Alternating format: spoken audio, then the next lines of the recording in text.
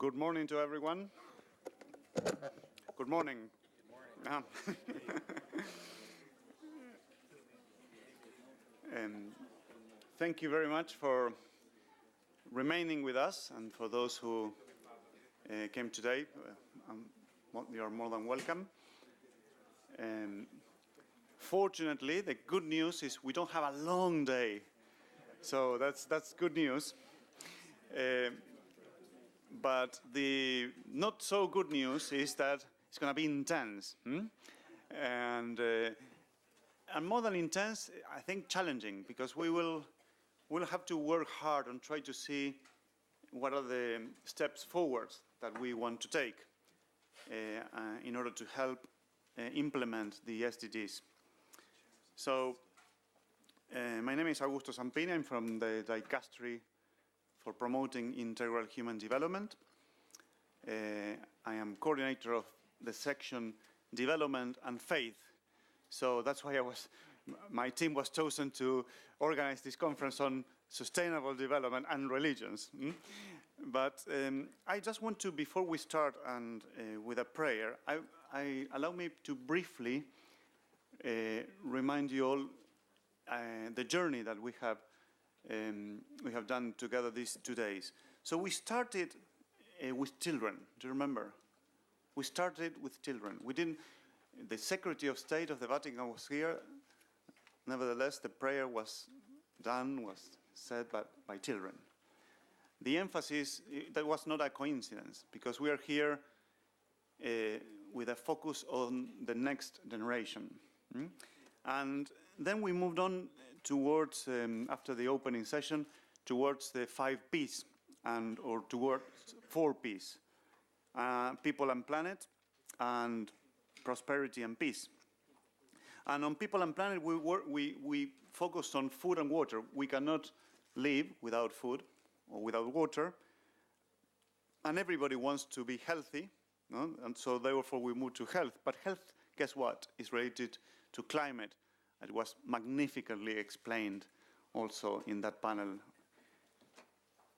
But we don't live together. You see, many people, yeah, I want to be healthy. We live in communities. More than 80% of the world lives in urban areas, and there's no road back on that. The world is going to be more urban.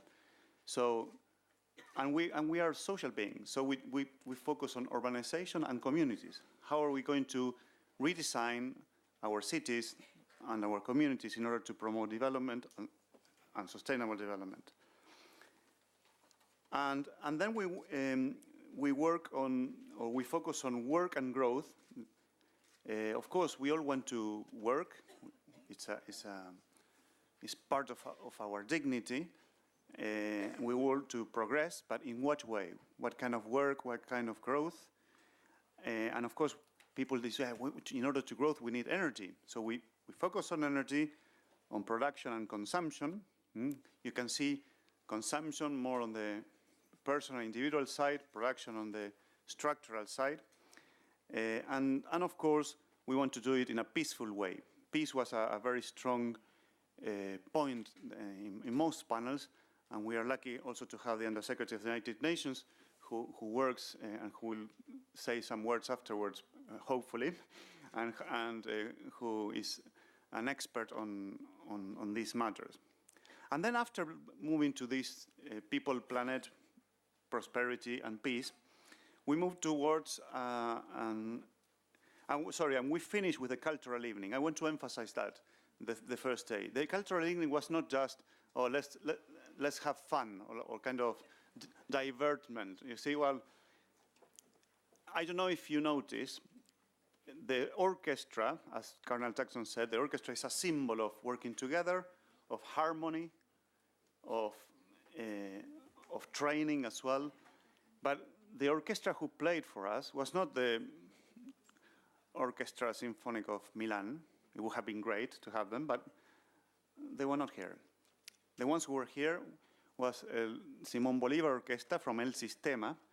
These are young people from very, very poor neighborhoods that they are helped to develop themselves through music and promote inclusion and integral human development through music. And they were at the center, at the core of this conference, as a symbol of what development should or could be. And they were performing alongside other artists, a Buddhist pianist from Japan, and a singer. And I don't know the ones who were here. I was so moved. So an Islamic and a singer and a Jewish singer performing together. They met that day, performing together in the Vatican. That was amazing.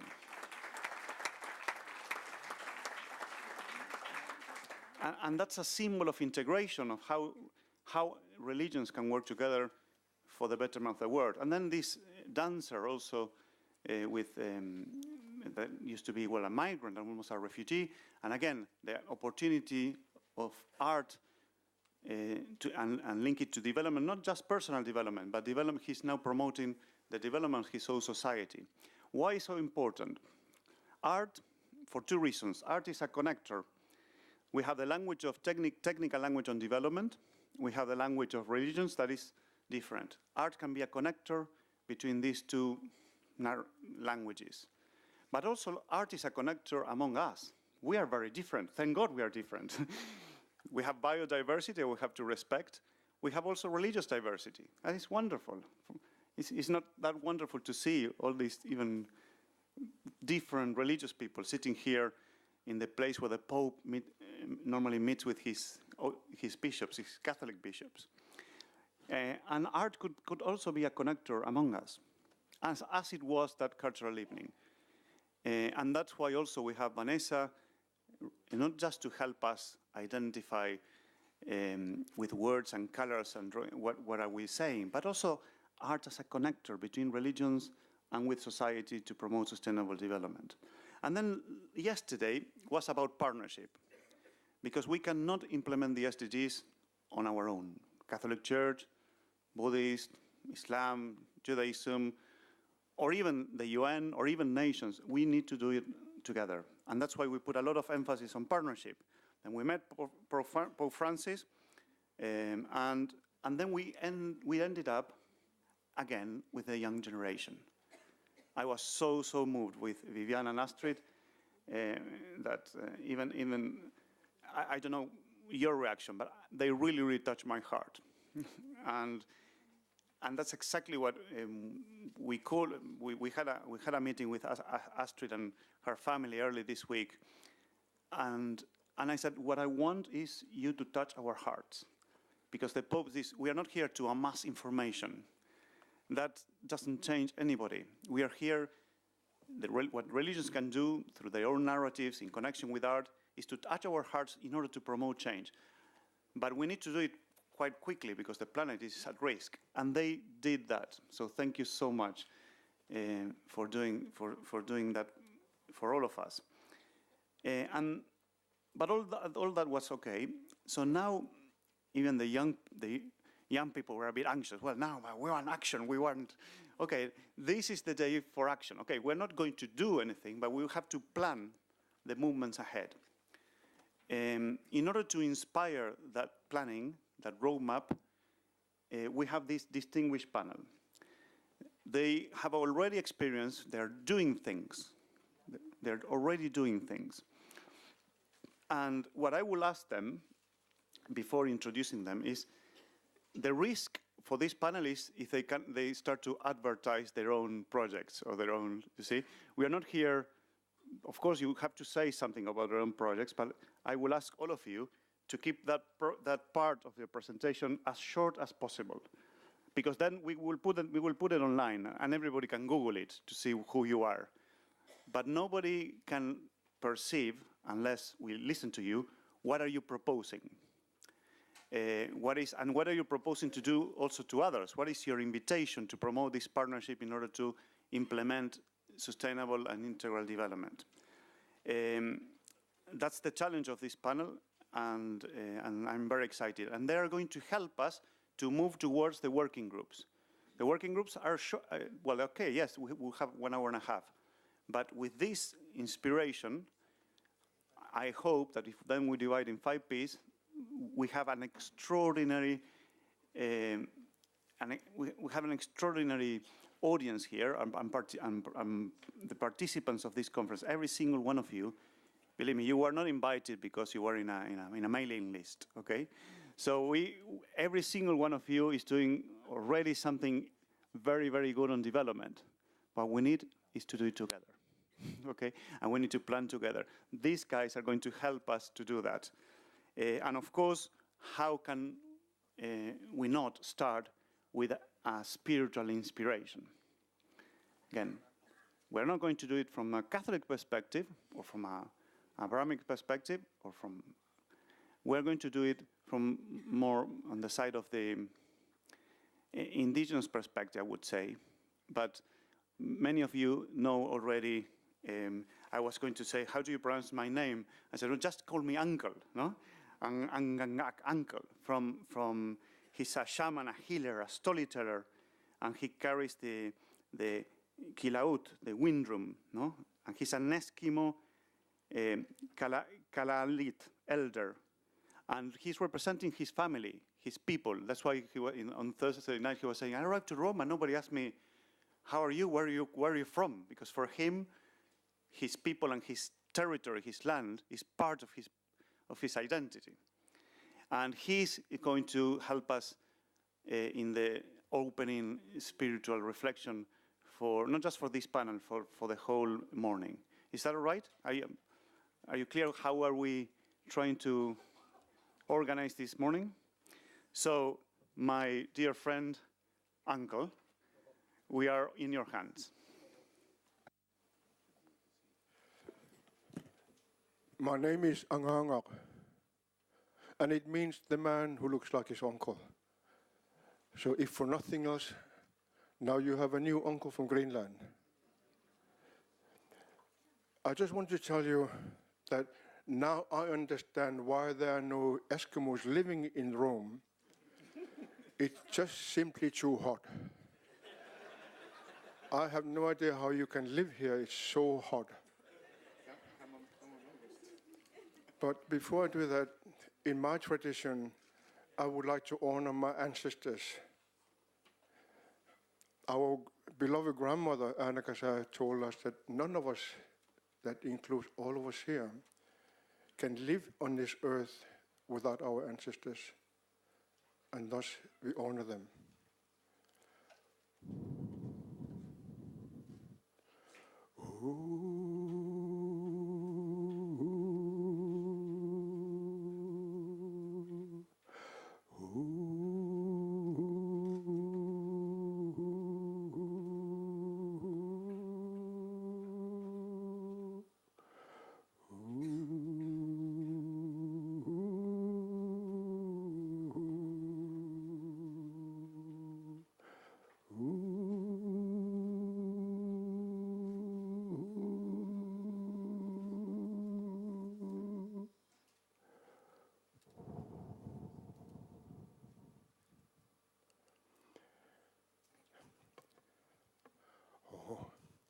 Spiritual reflection is really interesting that for some reason I was given the task, how do we do that? I don't know if I told you that I'm a carrier of an instrument called kilaut, which means an instrument from the great sky. The old people say that the old shamans would travel to the big sky, and when they come home, they would tell whom they met, what they saw, what they experienced, and what they heard. But when they come to what they heard, they could not repeat.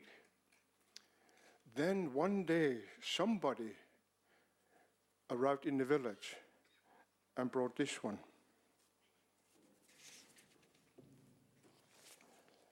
And then the visitor asked the old shaman, "May I?"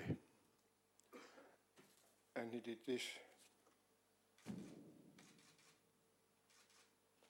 And the old shaman says, "Oh, this is what we hear when we're traveling to a journey to the great sky." So her name is kilaut, which means an instrument from the great sky. In our belief, And we are old. My grandmother's village, my family has lived there more than 5,000 years. I am very old, but thank goodness for L'Oreal, I don't look so old.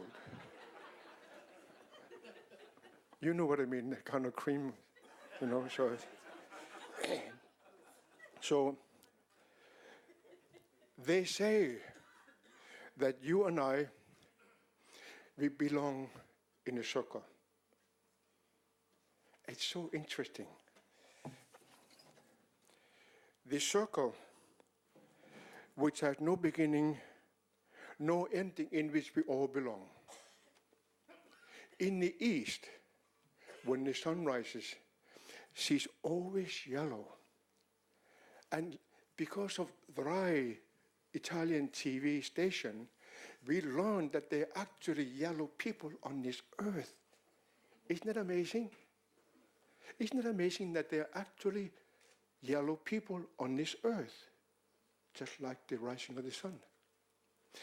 Then in the south, when the sun shines highest upon us, she is always white. And lo and behold, because of Rai TV, we learned that there are actually white people on this earth. Isn't it amazing? There are actually white people living on this earth. Then in the west, where the sun sets, she's always red.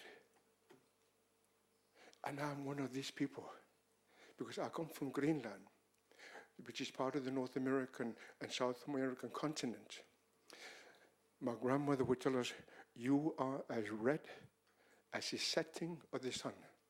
So I am a red man.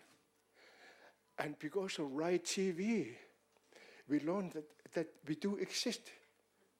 I met my family from South America and Pan America and North America.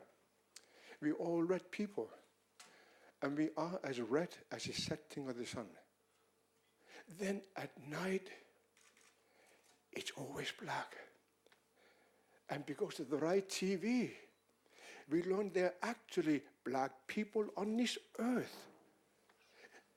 Isn't it amazing that we have yellow people, that we have white people, we have red people, and we have black people. And we all belong in the same circle. The circle which has no beginning, no ending, in which we all belong. The beauty of the circle is that we cannot see each other's backs. And the strength of the circle is that we can only see each other's beauty. Can you imagine for a moment thinking that you can never hear somebody putting someone down from their back because you cannot see each other's backs? No one can ever be belittled. No one can ever be ignored. No one can ever be put down because we all belong in the same circle. My grandmother, you should meet her. She's quite an incredible being.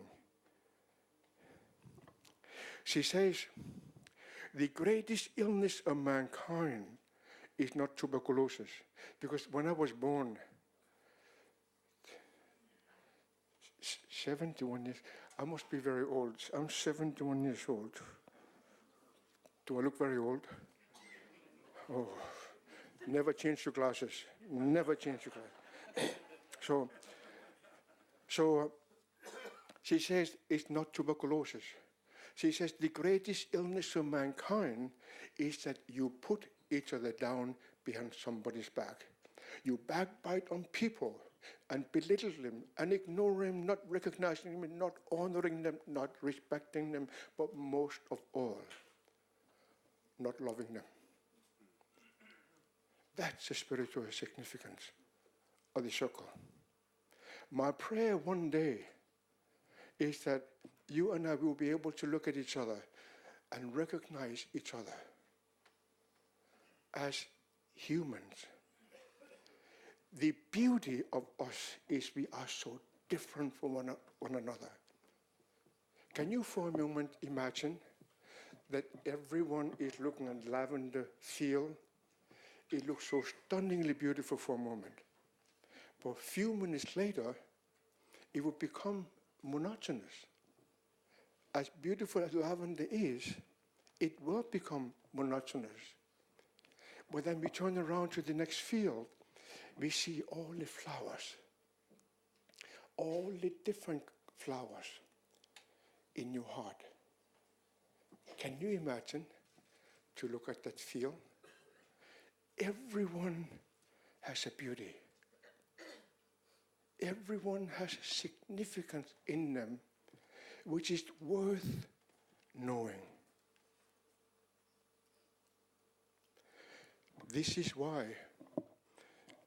I told people of Vatican the other day that no one ever invited me for a cup of coffee. And people reacted to that. I have never drunk so much coffee now. Everybody offered me coffee. One woman dropped it on the floor. I went down to lick the coffee because it was a gift. And that's what we need to do. My grandmother says there's only one sun. And lo and behold, NASA proved that there's only one sun. The big star shining upon us. And there's only one moon. And NASA told us that. And she says, if there's only one sun, then there must be only one creator. I never met him. I talked to him quite often, but he seemed to be busy because he's getting ready for the Sundays. So he's not listening to me. But hopefully Monday morning, if I'm awake, I will talk to him. And I will realize that he brought the teachings to every one of us. I am from a shamanic family. I had to learn to recognize religion. The Christian religion in my country is less than 300 years old. When they came, they were not very good. The men took the women. They didn't ask permission. They just took the women. That's what the Christians did. But when you look at the teachings of Christ, it's stunning, beautiful. Of course, Abraham, when he came, he introduced us to something called God. And then came Moses, then Krishna, then Zoroaster, then Buddha, Christ, Muhammad, Bab, and Baha'u'llah. 9 big religions on this earth. We all believe in the same thing. There's only one sun, and that shines upon us every day. There's only one moon. But because you live here, you will go through difficult times. But then the moon will come. It will shine upon you. So you will always have hope. You know what the moon brings? The light of the sun. I pray that you and I, we will be able to look upon each other as of today, as we are carrying the message of Creator. The beloved one has many names.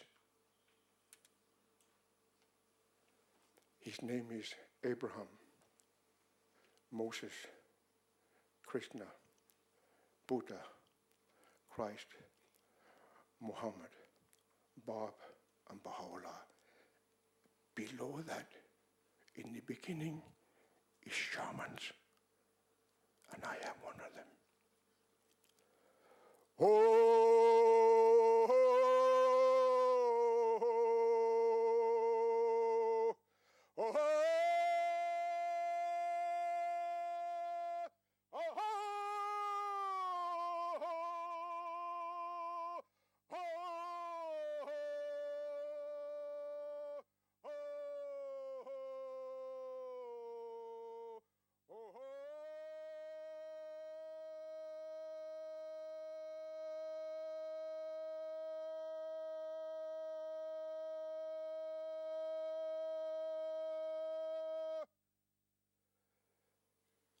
And after every prayer, we will send our prayer with my breath, with your breath.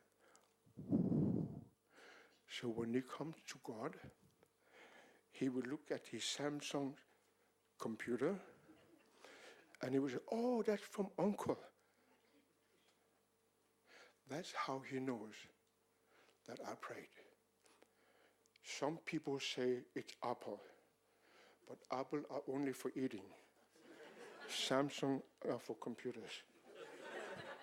Now you know. Oh!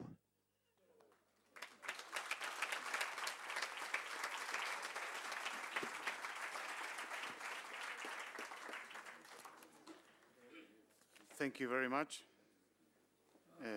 my friend, Uncle, for this inspiring opening, reminding us that we are different people, red, black, yellow, white, as the different lights of the day, that we belong to one world. We believe in God, in the Creator, and we are here to carry a message. And that's what we want to do, to carry a message.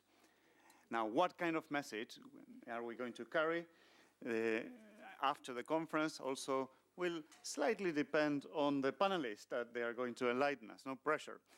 But you see, spirituality, now we are moving towards, well, okay, the spirituality is the inspiration, this driver force that is essential. Without them, we won't be able to promote sustainable development, I'm afraid.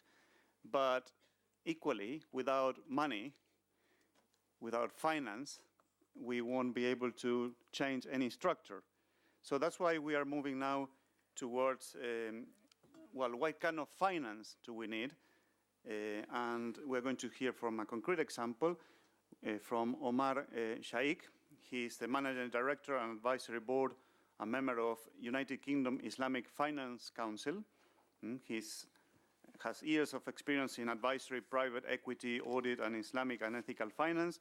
And he has pioneered the award-winning Ethical Finance Roundtable series that led to the development of the Edinburgh Finance Declaration, that is a pioneer interfaith shared values initiative, and currently sits as the CEO of the government-backed Ethical Finance Hub. And well, he has also a very long CV, but I think with that introduction is enough, and you can find the bio online. But Omar, the floor is all yours. Thank you very much, Your Eminence, respected guest. Thank you to all of you, and I welcome you in the traditional greetings of Islam. Assalamu alaikum wa rahmatullahi wa barakatuh. May the peace and the blessings be with all of you. It's an absolute honor to be here. Father Zampini, I must commend you and the full team behind this. It's no doubt a huge task to convene stakeholders, but it is a hugely admirable achievement, so well done. Very quickly, as Father Zampini said, I'm a practitioner, so not a religious theologian and so on, so you can shoot me afterwards, if you want. I'm not a banker, honest, kind of thing. So my perspectives are very much going to come from that realm. Coming from Scotland, and it is very hot here as well, I must reiterate, this is our Scottish summer. But there's a beautiful history here as to why we launched the Edinburgh Declaration in Scotland.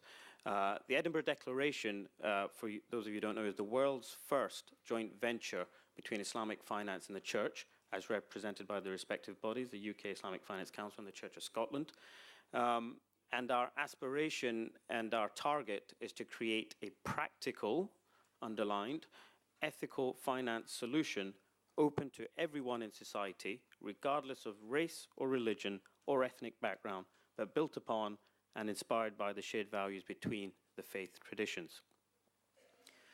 So it's hoping and it's intended to be real. And why is that relevant? Because there's a beautiful history. As most of you know, Scotland invented the modern world, as we like to claim. But modern day enlightenment, we had a huge role to play in that with Hutchison, Hume, and Adam Smith. And that cannot be underestimated because we were talking yesterday about structural issues.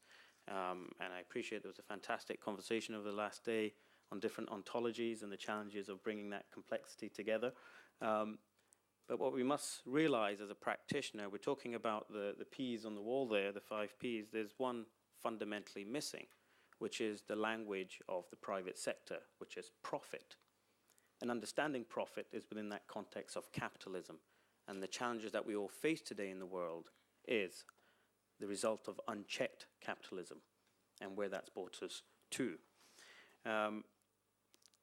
And this is fundamental, and unless we all realize the P for profit that you are chasing here in this very room, if not you, your endowments for your religious organizations or your family members or your children in their businesses, unless we understand how they're chasing that and the outcomes of that, intended or unintended, and the implications of those outcomes on the world, on the planet, on all the other Ps, we will be fundamentally missing a major component in this conversation, which is how do we get to this point that we need the SDGs, right? And what is the role of business and this unsatiated desire to maximize profits go, and the role of the intermediating bodies within financial services towards that. So even in the UK, the law was for trusts, which were owned by many of the churches and the Awqaf as well, for that matter, is to maximize return and profit without looking at the implications of that. So what's fundamental for us in the private sector is how we can redefine that P for profit to put purpose and other additionalities alongside that specific challenge. So what have we done, and what is the learning from that we'd like to share, and how can we learn from all of you? This conversation for us started when we looked at the shared values. We realized it was in a context. Shared values had been done before, but in this particular project, we were looking at practical outputs from that. And it started very much off the back of the financial crisis with a conversation I had with the Archbishop Justin Welby in 2012, which was, surely our religions have something to say about the ethics, and how can these ethics play into the modern world? And we need to make some kind of clear statement of intent on this. This existential crisis that we had seen in society vis-a-vis finance was born out of the financial crash and the economic uncertainty and austerity that Britain and many parts of the world were plunged into. This crisis to us was based upon the lack of value in society, and as faith practitioners, and not faith leaders or representatives of theologians, which many of you are in front of me, but as faith practitioners or faithful followers, we felt we had something to say on this. So what do? We bring together the bankers, the finance guys, the theologians, and the religious leaders, and my word, that is a fascinating conversation. I don't know if they were the most hated people in the world at the time, but bankers sure as well were not loved, and many of the faith leaders had been sidelined for a lack of praxis and relevance. And for us, what was unique here was our journey in Islamic finance, which has been one of the fastest growing areas in financial services over the last decade, and ironically even through the crisis, now a $3 trillion industry working globally, where the UK government has tapped into it, the Malaysian, Middle East governments, indeed Observer Romano has also stated that the values that underpin Islamic finance should be considered in all business transactions, that this and the German state of Saxony-Anhalt has been actively involved. What we discovered was that the modern attempts at Islamic finance in the 1970s was actually the early attempts. One of them was Montgomery in Egypt. And the person who established that went across to Europe and found the savings bank model and used that as the chassis to build the first attempt at Islamic banking. And who was it who founded the savings banks? It was the great Reverend Henry Duncan from the Church of Scotland 206 years ago. So the irony was, a Christian priest from the Church of Scotland created the chassis that inspired contemporary Islamic banking. And when we started having the conversations with Sheikh Saleh Kamal from Al Baraka Banking Group and others, we realized actually the values that underpin this were shared across the faith traditions, particularly across the Abrahamic traditions. But then we widened that out and we found, well, actually there was a lot more shared beyond that. So we came up with the values, which are listed there. It was a massive challenge to bring the theologians and the practitioners in the room along with the bankers. But the one thing that we did is that we let the finance people lead the conversation. With respect and equality to everyone there, but we let the finance practitioners lead that conversation. And I think that was one of the fundamental things that allowed us to progress in a bit more of a focused, directed manner.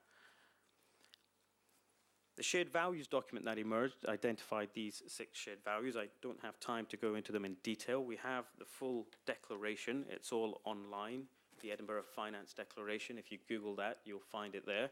It also has a set of accompanying guidance notes, which highlights the methodological assumptions that were made. It's built off a confessional piece, a conversation between Muslims and Christians, but was open to others as well. This took us 3 years to convene and to have these conversations, because whenever you bring the faith practitioners together, as you know very well, faith groups, you need to go in a very delicate and a sensitive way and in a very measured manner as well. So we convened round tables in Edinburgh and in the House of Lords, oscillating between the two. We had the input from His Highness Emir Sanusi, the former Governor of the Central Bank of Nigeria, Sir David Walker, the former Chairman of Barclays, Barbara Reedpath, St. Paul's Institute, CEO of S&P Europe, and of course Justin Welby, the leading theologians from the Church of Scotland, Charles Wilkie as well from the Catholic communities, and other stakeholders from RBS, Charity Bank, and so on and so forth. A real fascinating conversation. We actually have the transcripts and the summary notes from each of the round tables on the website as well. What did we cover? We covered conversations around, it was really around how the topics were kind of, we looked at, you know, what's our values in ethical finance? What are the ethics? What are the underpinning virtues within that? How the religions over the years have used legal gymnastics to overcome textual restrictions, and how ethical finance can deepen the economy and encourage, you know, financial inclusion and impact, and other systemic considerations. There is a purpose to the sequence of those values, by the way, and I'll leave that for you to unpack. So in conclusion, and you'll find the details on the website simply, where are we going forward? So we've built the framework. It was launched as the Edinburgh Finance Declaration with the support of Scottish Government. Going forward, we have 3 steps. We did the soft launch in October. We'll be updating and revising this, so we incorporate further feedback. So if you have feedback you would like to include, please do let us know. As I said, we've had input from the aforementioned individuals, plus Rabbi Naftali Brower, Rabbi Goldstein, Sir Trevor Chin, et al. So I would welcome all of you to provide your feedback. We are now in the process of capitalizing the R&D phase, where we will actually create a prototype of what this solution will look like. It's most likely going to be a fintech-based solution and focused on the poorer in society, the less advantaged. And finally, I'd invite all of you to endorse the declaration and take this forward. And the main thing is this, if I can say, Augusto, sorry, just 10 seconds, Yeah. is I had a lovely conversation with His Highness in Clarence House, and what we learned through this whole process was simply this, that we have a lot more in common than that which differentiates us, and is up to all of us in this room to proactively hold on to that middle ground, because the forces that are there to divide us are huge. And unless you proactively hold on to that middle ground and build friendships, we don't need to, you know, convert each other to the various theologies. We just need to actually practically walk that talk together. That's where you build love and bridges. Thank you, and sorry for overrunning.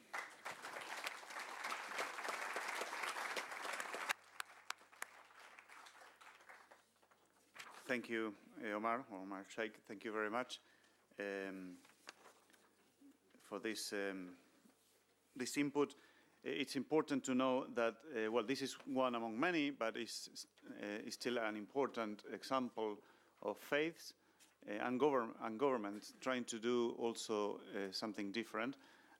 What I found, because when we met with Omar and that meeting at the UN, what I was fascinated about the project is this discovery that Islamic finance that we are all fascinated about, well, actually, the origin, it was kind of Christian origin as well, which is a good example of how faith, when they are focused on how to respond to a concrete necessity, can work. And thank you also for the open invitation to strengthen forces and find that middle ground. That's exactly what the implementation of the SDGs need, because, yes, as Pope Francis said yesterday, and Omar has just reminded us, there are forces against sustainability.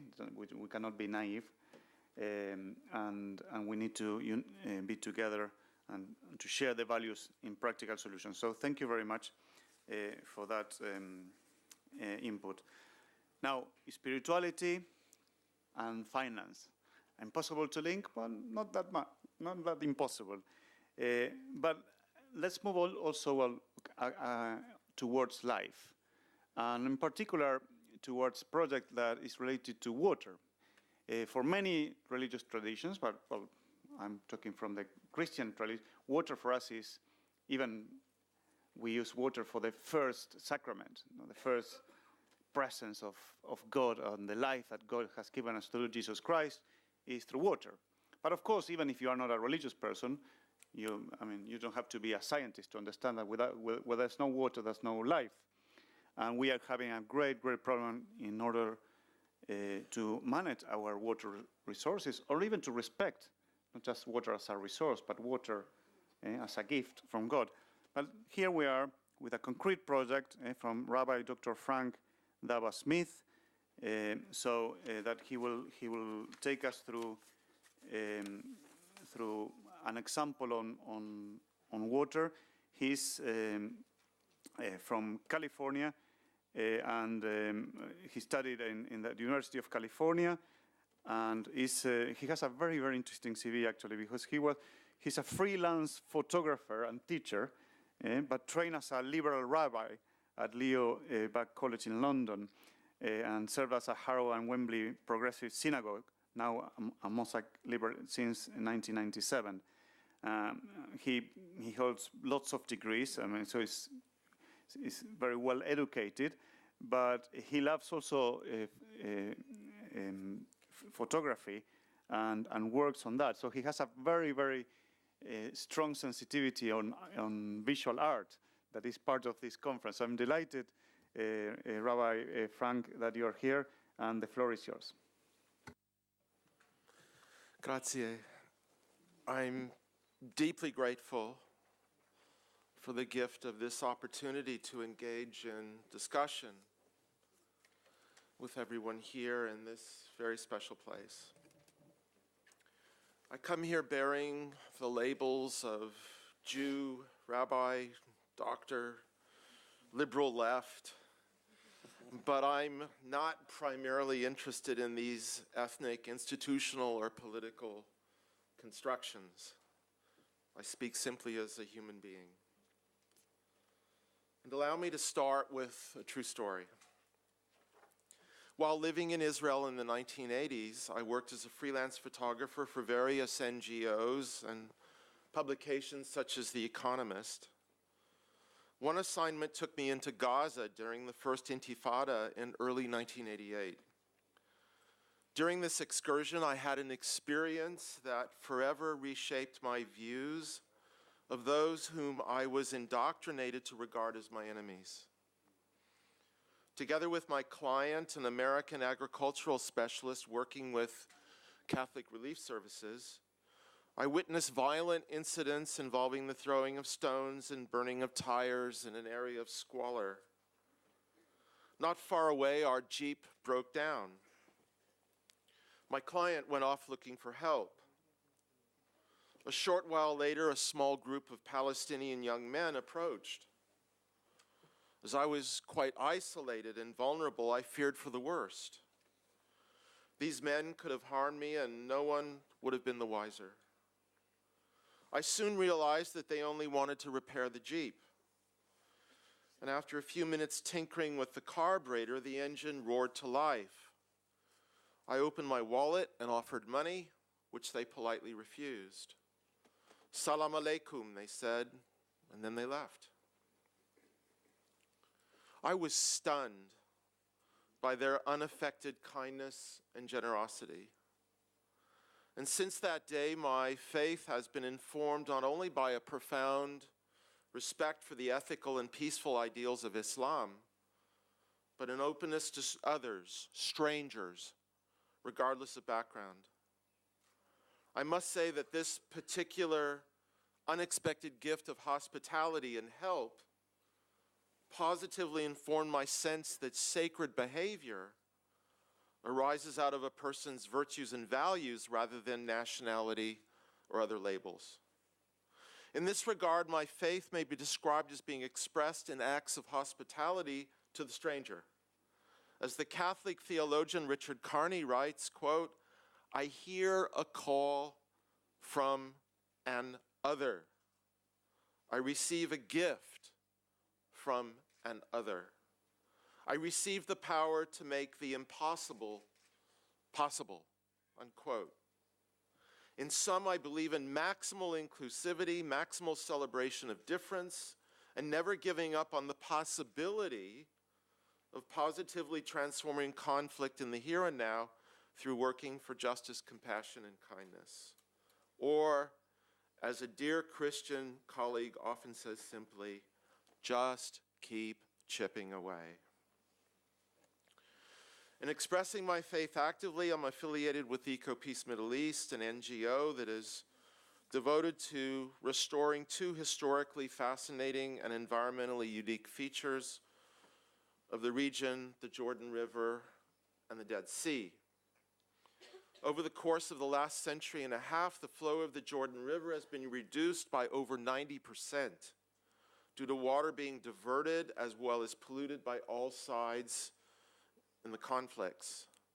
One result is the ecological disaster happening in the area of the Dead Sea, as its depth decreases at the rate of 1 meter per year.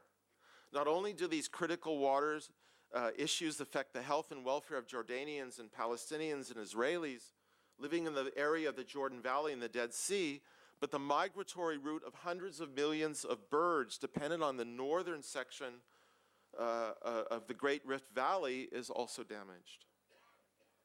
Since its inception 25 years ago, EcoPeace Middle East has brought together cooperating neighbors from Jordan, Israel, and Palestine to restore the Jordan River and to engage in education and advocacy. To the best of my knowledge, this is the only body that has a tripartite leadership of citizens of these three countries. Thanks to their efforts, international awareness of regional water issues has grown considerably, along with a sense that the physical environment must not be held hostage to any failed political negotiations.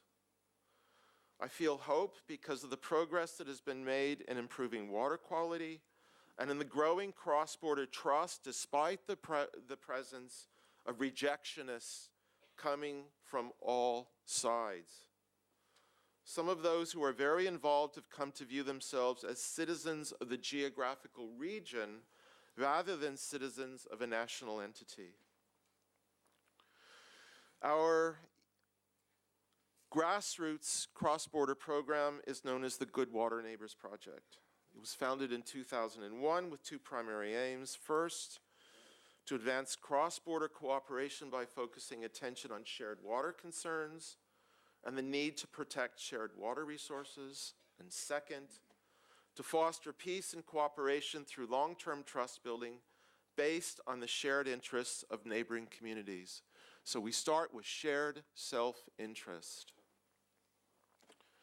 Central to the program is the involvement of youth, educators, and local officials in specific environmental projects.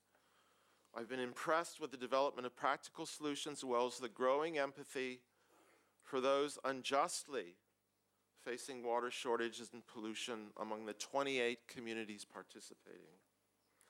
The development of articulate young water stewards has been extraordinary. One strategic outcome of this program has been the development of the Jordan Valley Master Plan, which highlights the necessity of creating shared solutions to these critical concerns together with the introduction of environmentally sustainable enterprise in the area. To deal with the acute water shortages, particularly in Jordan and Palestine, a top-down approach is also necessary. Here, desalination may be regarded as the game changer, as Israel is the world's leader in the field. Unfortunately, these facilities are powered by fossil fuels. Therefore, we advocate the development of an energy-water nexus, which would see Jordan trading solar energy to Israel for use in desal, and thus and the resulting drinkable water being sent to Jordan and Palestine. Such a scheme would create a practical interdependency, which would lead to more equal access to water and hopefully contribute to regional stability. And we are in the process of seeking investment in a pilot project for this pioneering scheme.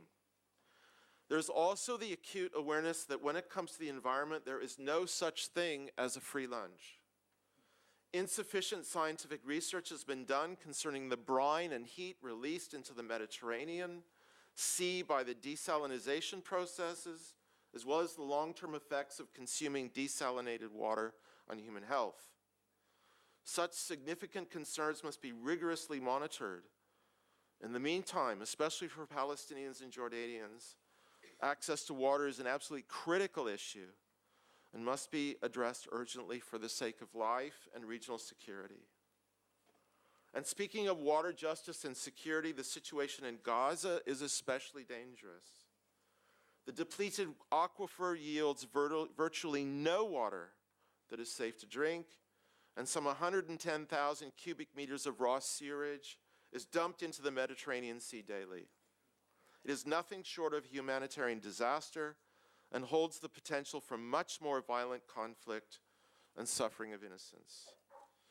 EcoPeace lobbies vigorously for access to water and energy supplies for Gaza and has met with some success, but political will is extremely limited so far. A properly implemented energy-water nexus would help greatly. And in this regard, I should say that EcoPeace continues to support the two-state solution, with the West Bank and Gaza formed into a viable Palestinian state with justice and dignity for all inhabitants.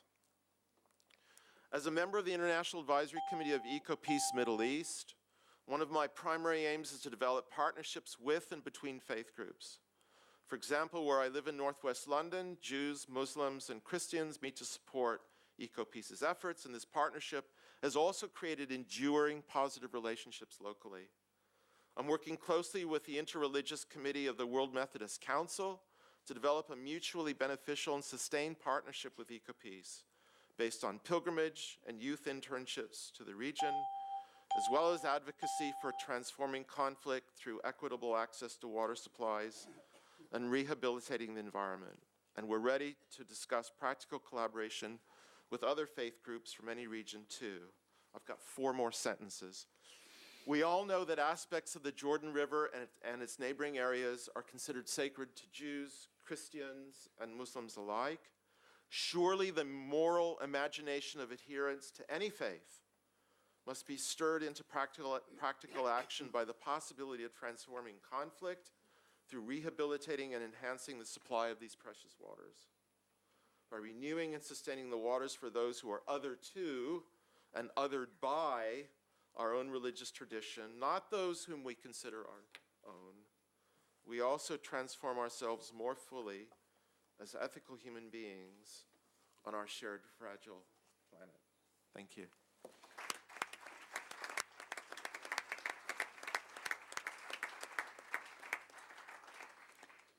Thank you very much, Rabbi, Doctor, but human being, Frank.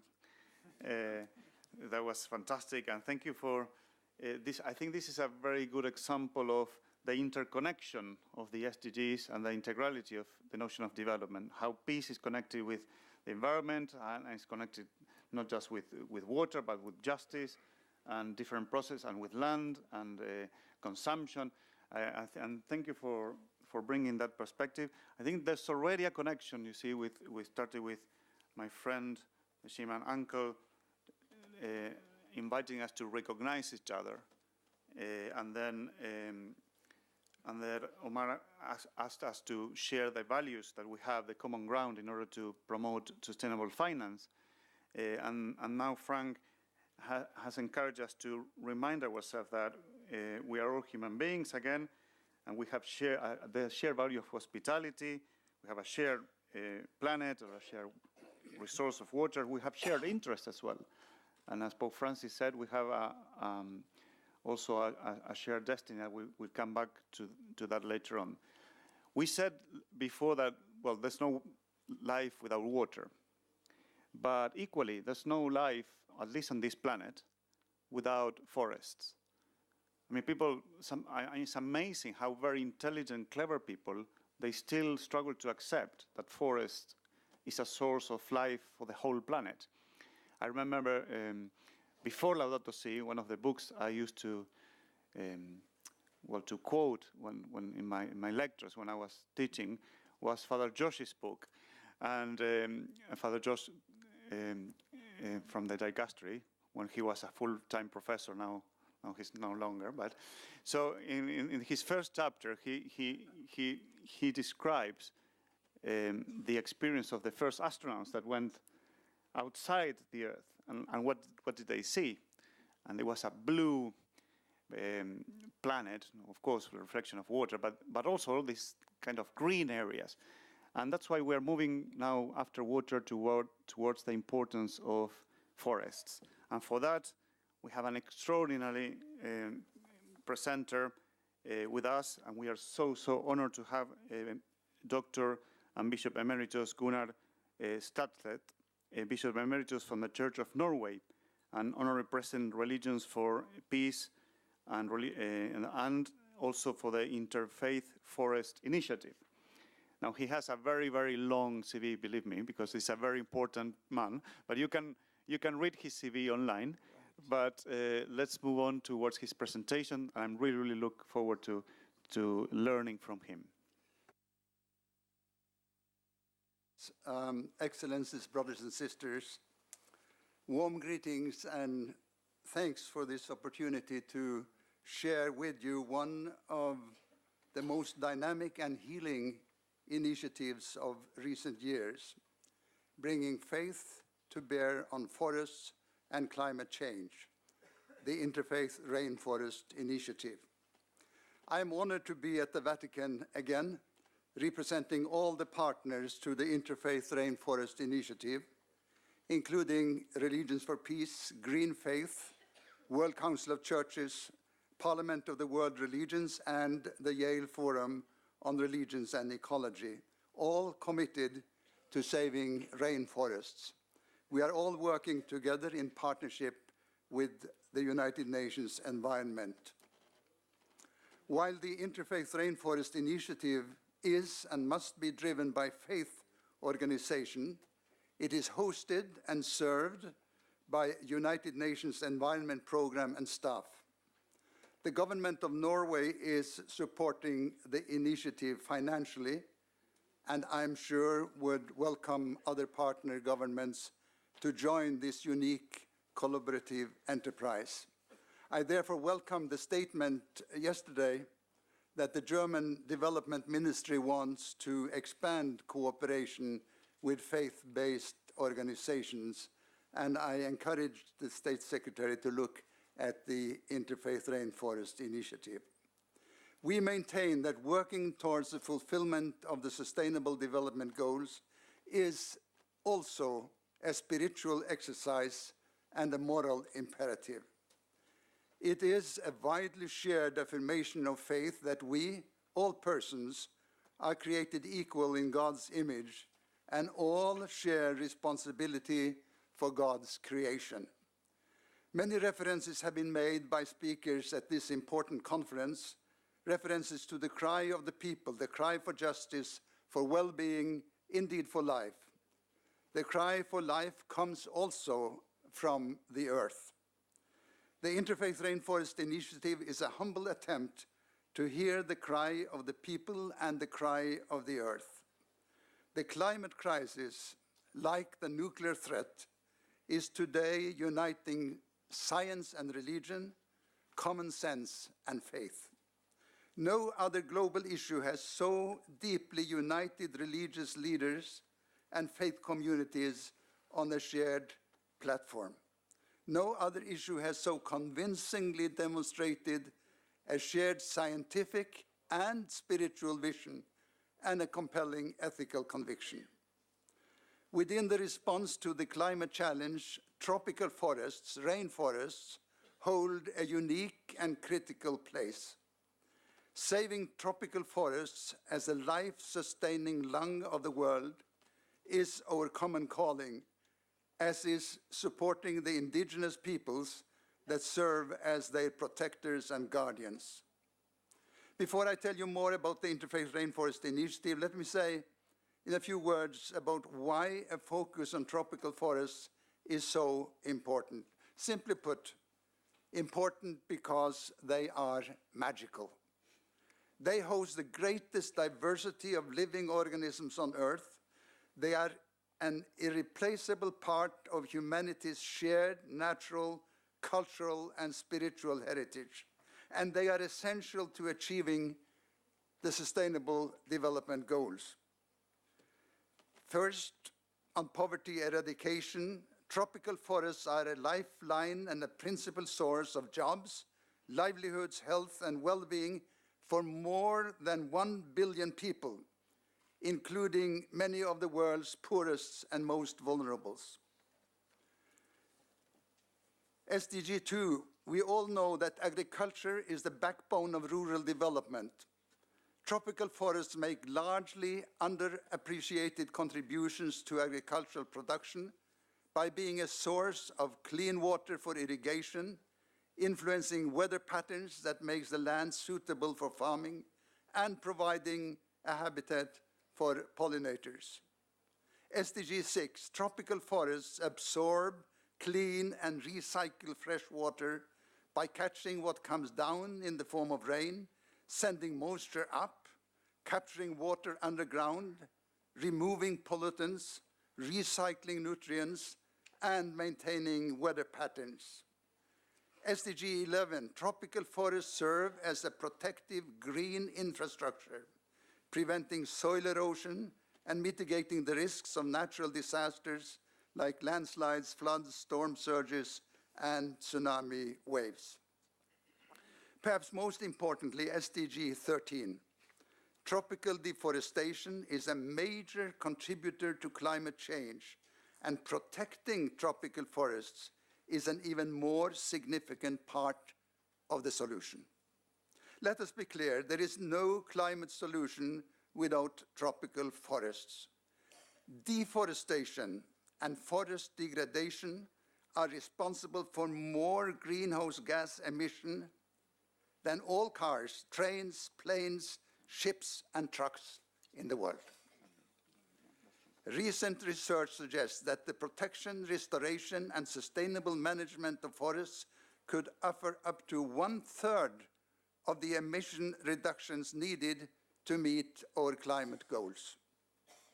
Tragically, destruction of rainforests is rampant and accelerating.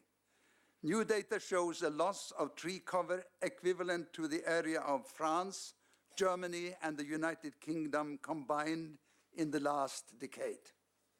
This destruction is wrong, and it must be stopped. And achieving the UN Sustainable Development Goals depends on this. Over the last decade, a broad coalition of partners from government, indigenous peoples, NGOs, business, and civil society partners have been working to halt and reverse tropical deforestation. But policy discussions at the international level and in major rainforest countries have lacked a moral voice on the issue. That is the idea behind the Interfaith Rainforest Initiative, which was started 3 years ago. This initiative is making religions a core part of the solution and this coalition going forward. The Interfaith Rainforest Initiative is an international, faith-based movement to protect rainforests and those that serves as their guardians.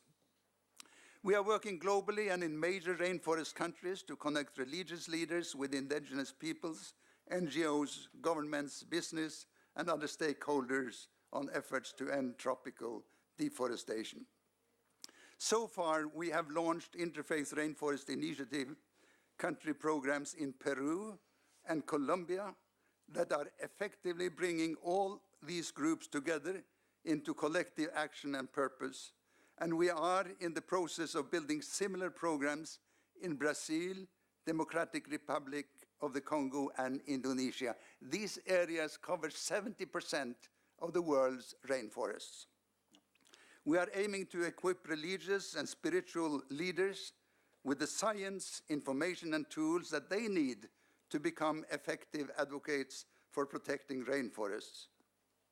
We are currently working with forest experts and our interfaith partners to develop a series of educational materials, resource guides, fact sheets, sample sermons, lesson plans, and other practical tools on forest and climate change.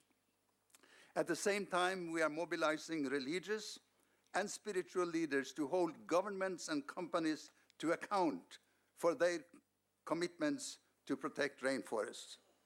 We know the industry practices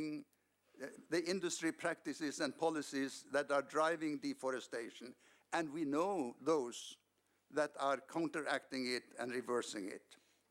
Our efforts are focused on exerting influence on governments and companies to adopt, fulfill, and expand upon their existing commitments to protect rainforests.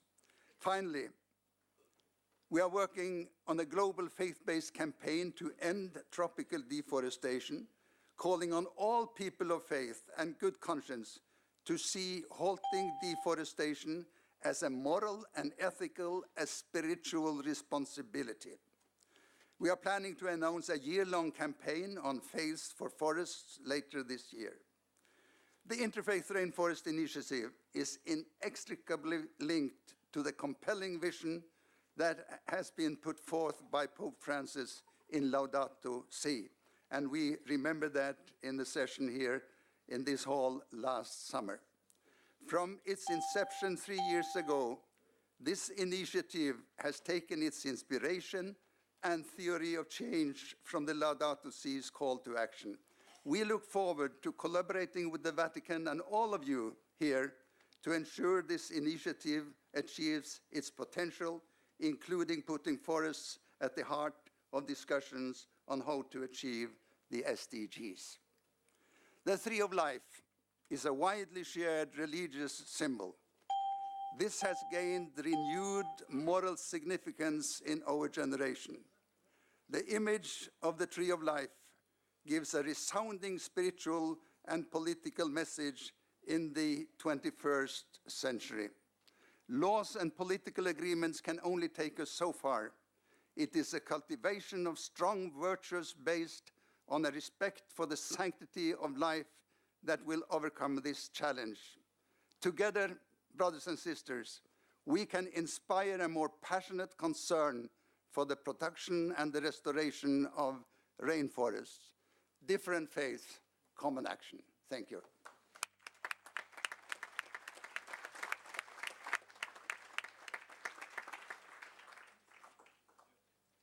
Thank you very, very much, Bishop Stalset.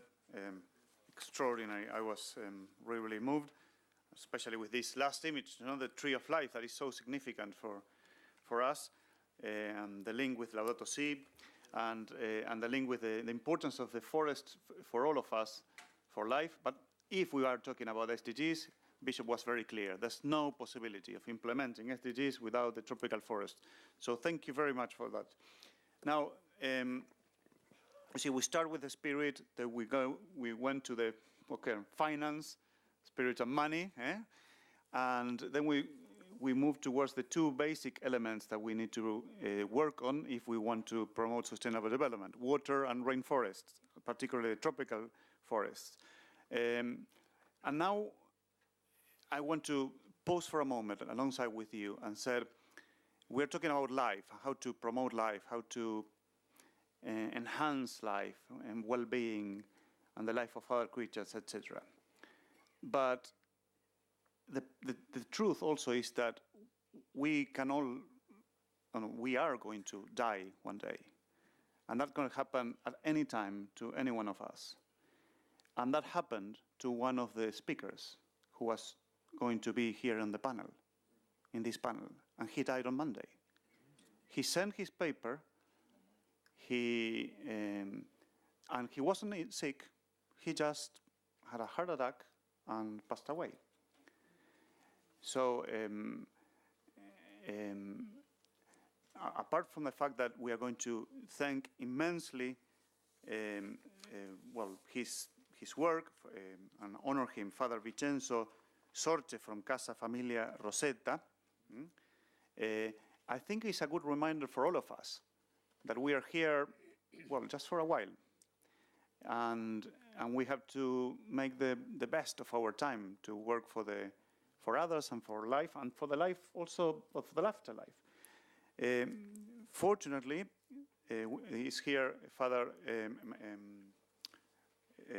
Massimo, or Don Massimo, from Sicilia, again from Casa Familia Rosetta, who has very, very kindly come to deliver the paper of Father Vincenzo. And allow me to be a bit emotional for this, because I didn't know Father Vincenzo, but he was very, very keen on coming, and he sent the paper, 1 month ago. So we are very happy to have Father Massimo with us, who will share this initiative, but also the link with life and death, and how important is also the response that we, people from faith, have for that. Thank you very much for coming, Don Massimo, and the floor is all yours.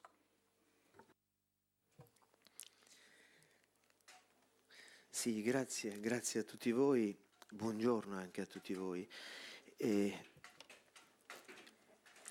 Intervengo a questa conferenza internazionale come rappresentante dell'Associazione Casa Famiglia Rosetta. Come avete sentito, leggo semplicemente il testo che ho trovato, che Don Vincenzo aveva qui mandato. Al posto mio oggi avrebbe dovuto esserci proprio lui, e egli è stato il fondatore dell'associazione. Si è addormentato per sempre tra le braccia di Dio pochissimi giorni fa. Aveva 74 anni ed era prete cattolico da 48 anni. Tutta l'associazione Casa Famiglia Rosetta, con i suoi 200 operatori e con le migliaia di persone da loro assistite, vive in queste ore un grande cordoglio, con la sensazione di essere rimasta orfana, anche se risuonano nei nostri cuori le parole incoraggianti che lo stesso Don Vincenzo ha scritto in un suo articolo pubblicato la scorsa settimana, invitandoci a guardare sempre verso il futuro. Egli ha scritto così: il futuro è un diritto di tutti, dei più piccoli, dei più deboli specialmente, cioè di chi è vittima di tutti gli squilibri mondiali di cui proprio in questa mattinata stiamo parlando. Un diritto da costruire insieme con la forza della condivisione.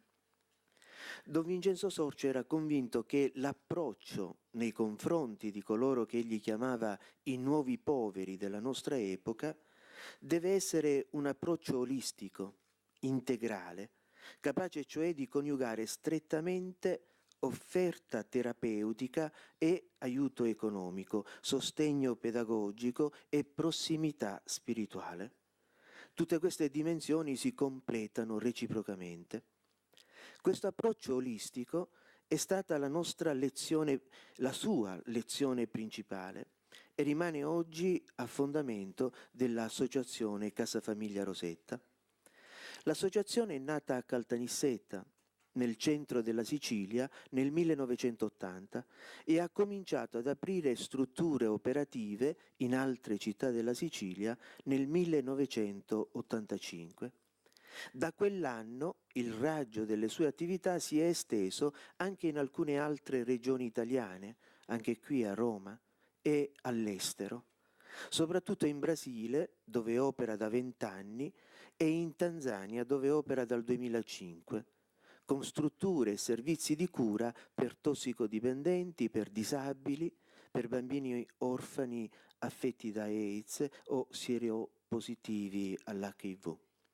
Svolge anche attività formativa in paesi dell'Asia, dell'est europeo, del Nord Africa e dell'Africa subsahariana. È proprio nei paesi africani che andiamo maturando una bella esperienza interreligiosa, tanto che la popolazione in mezzo alla quale lì operiamo è in maggioranza musulmana. Per esempio a Tanga, in Tanzania, dove Casa Famiglia Rosetta ha aperto nel 2005 una struttura chiamata Casa della Speranza, in cui sono accolti oltre 30 bambini e bambine in situazione di sieropositività HIV. Essi vivono in un ambiente accogliente nel quale sono assistiti nei loro bisogni quotidiani e in cui sono seguiti sotto il profilo sanitario di controllo e cura della malattia. Il progetto si estende al territorio circostante, dove adolescenti e giovani particolarmente desiderosi di coltivare la propria istruzione sono sostenuti nell'inserimento scolastico. Nel 2011 è stata costruita un'altra struttura destinata ad attività di formazione e a un servizio di riabilitazione per bambini con disabilità neuropsicomotorie. Vi si svolgono attività di riabilitazione ambulatoriali e anche domiciliari nei villaggi vicini a Tanga. L'esperienza di Tanga rappresenta un esempio di sviluppo locale e di autentico scambio interreligioso con le famiglie di quei bambini, quasi tutti musulmani. La vita della comunità è lì scandita dalle preghiere musulmane e cristiane che invocano con un solo respiro la compassione e la provvidenza di Dio. Il dialogo interreligioso che si realizza in esperienze come quelle di Tanga è innanzitutto proprio quello spirituale, incentrato sulla preghiera fatta insieme, ed è inoltre quello della vita quotidiana, dei gesti vicendevoli di amicizia, del servizio reciproco, della collaborazione fattiva con le istituzioni locali attorno a progetti umanitari, sanitari, sociali ed economici. Così il dialogo interreligioso diventa cooperazione nelle opere compiute insieme, non solo a livello globale o internazionale, ma anche lì a livello locale. Per esempio nel 2001 Casa Famiglia Rosetta ha accolto bambini affetti da varie disabilità insieme con i loro familiari provenienti dalla Libia per accertamenti diagnostici e per la riabilitazione neuropsicomotoria. Un'altra forma di dialogo viene sperimentata tramite l'offerta formativa rivolta ad operatori sociali, sanitari ed economici provenienti dai paesi in via di sviluppo. La formazione scolastica e scientifica costituisce infatti un fattore strategico di promozione umana integrale e può contribuire non poco allo sviluppo delle popolazioni più povere del mondo. Il confronto culturale, il contatto fra diverse visioni del mondo, la circolazione dei saperi, ha a che fare anche con le diverse sensibilità religiose. Per questo, anche in quest'ambito, si finisce per vivere una esperienza interreligiosa. In questi anni Casa Famiglia Rosetta è stata impegnata in molti progetti formativi, svolti sotto l'egida di vari organismi internazionali, come l'Unione Europea, il Dipartimento di Stato americano, l'ONU, la Conferenza Episcopale Italiana, la Caritas Italiana e la Caritas Internazionale e altri organismi internazionali pubblici o privati. Mi limito a ricordare alcuni di questi progetti. Nel 2005, con la collaborazione del Vicariato Apostolico di Tripoli e con il supporto dell'ENI, Casa Famiglia Rosetta ha condotto in Sicilia un modulo formativo per 20 operatori nelle tossicodipendenze provenienti dalla Libia. Nello stesso anno, in collaborazione con la Caritas italiana, è stato avviato un progetto di formazione per operatori nelle tossicodipendenze, parallelamente a una comunità pilota per il recupero di persone dipendenti da sostanze stupefacenti presso l'ospedale di Tripoli. Nel 2006, grazie al supporto del Dipartimento di Stato, abbiamo realizzato USA, abbiamo realizzato a Palermo il Forum for Africa sul tema della prevenzione e del trattamento dell'HIV e dell'AIDS, cui hanno partecipato rappresentanti delle delegazioni diplomatiche in Italia, leaders di diverse religioni, medici e operatori di ONG provenienti da Angola, Benin, Costa d'Avorio, Kenya, Mozambico, Namibia, Nigeria, Tanzania.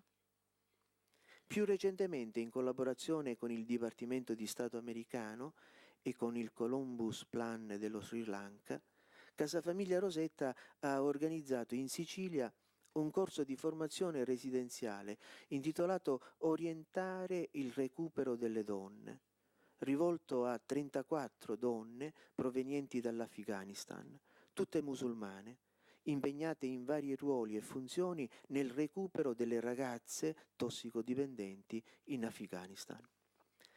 Questi sono soltanto alcuni esempi di attività interculturali e al contempo interreligiose, grazie alle quali apprendiamo che chi aderisce consapevolmente e sinceramente a una qualche religione non può non intuire e non apprezzare il fatto fondamentale di una fraternità universale, come la chiama il Concilio nella nostra Aetate.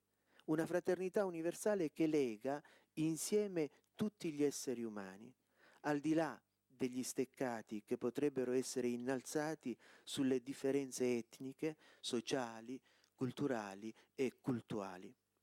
Stando in stretto e cordiale contatto, ogni diverbio può essere trasfigurato in dialogo. Oggi molti immaginano lo sviluppo come un treno ad alta velocità e l'inclusione come lo sforzo per consentire al più grande numero possibile di persone di saltarvi sopra. Alla luce dell'esperienza di incontro e di confronto, anche interreligioso, maturata in questi decenni, l'Associazione Casa Famiglia Rosetta ha compreso che abbiamo bisogno di un profondo cambiamento di paradigma, in cui l'inclusione per tutti, specialmente per i più deboli, per i più vulnerabili, sia essa stessa il treno che conduce il mondo verso il vero sviluppo, solidale e sostenibile per tutti. Grazie.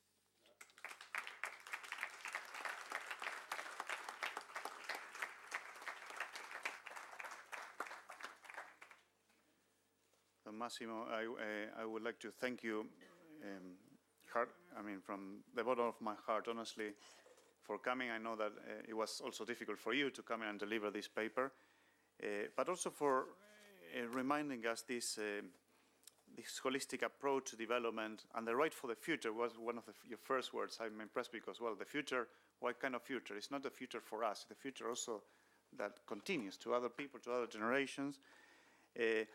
But one thing I was struck by Don Vincenzo's paper is the importance of the contact with communities. Do you remember Pope Francis yesterday tried to remind us that there's a structural problem, but also there's a personal thing. We cannot promote sustainable integral development without being in contact with communities. This formation plan that they have, well, they're okay, they're involved in formation things at the UNESCO, etc., while working with people on the ground. So I really, really respect that, because that brings, so you're preaching universal solidarity and you discover the problems that we have in trying to promote this universal solidarity and the inclusion of orphans, people with HIV, different abilities, people are in drugs. And thank you for also the image of the train, no? Treno alta velocità, no? And everybody wants to jump. Everybody has to jump on it. Well, it's a bit tricky. Or if development is the train that can take us and can lead us towards truly inclusive development. Now, what I would like to propose, I know we are running out of time, but in honor of Don Vincenzo, we are going to propose a minute of silence. Okay, and is that okay? Because it's really, really important that we just know, well, this guy died, somebody has come to replace him. No, let's honor not just his life, but the life of all these hundreds and thousands and maybe more people who are working with Casa Familia, who Casa Familia has allowed them to develop themselves. So let's pause for a moment, 1 minute of silence on his behalf and on his mission.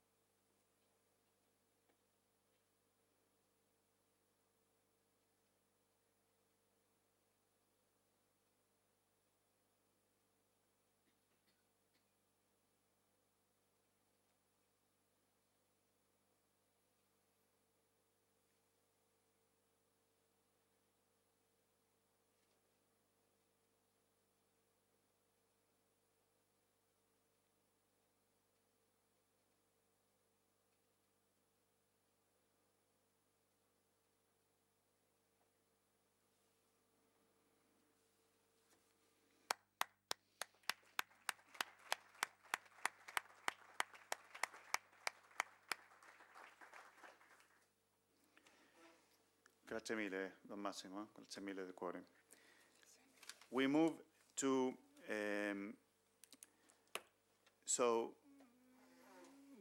something very, very important also for sustainable, inclusive development and for life. That it's about peace. How come on earth we think about development if we are fighting against each other and destroying not just the source of well-being of the planet, but destroying even our own lives? So to help us in moving towards action, remember, this is moving towards action. We have also a very distinguished panelist, so is Stephen Hedge. He's co-founder and chief executive Peacemaker of Million Peacemakers. Well, he has a long, long trajectory on business and also on peace building. He's co-author of the bestseller Non-Conflict, The Art of Everyday Peacemaking. So I think I have a copy down underneath, but do you have a copy of that? Then it's a Million Peacemaker is a non-profit organization which empowers people to transform conflict to non-conflict. So you're transforming conflict to non-conflict, okay? And he won different awards and is very famous. But we are very honored to have him here with us, and you're going to show, well, how can we promote a peaceful development? So the floor is yours. Thank you so much. Esteemed guests, good morning. Good morning. Good morning. Good morning. What a great reminder that we just had of the urgency of taking action, because we don't know how long we have. And let's all remember that we can maximize the impact, we need to maximize the impact we have while we're on this earth.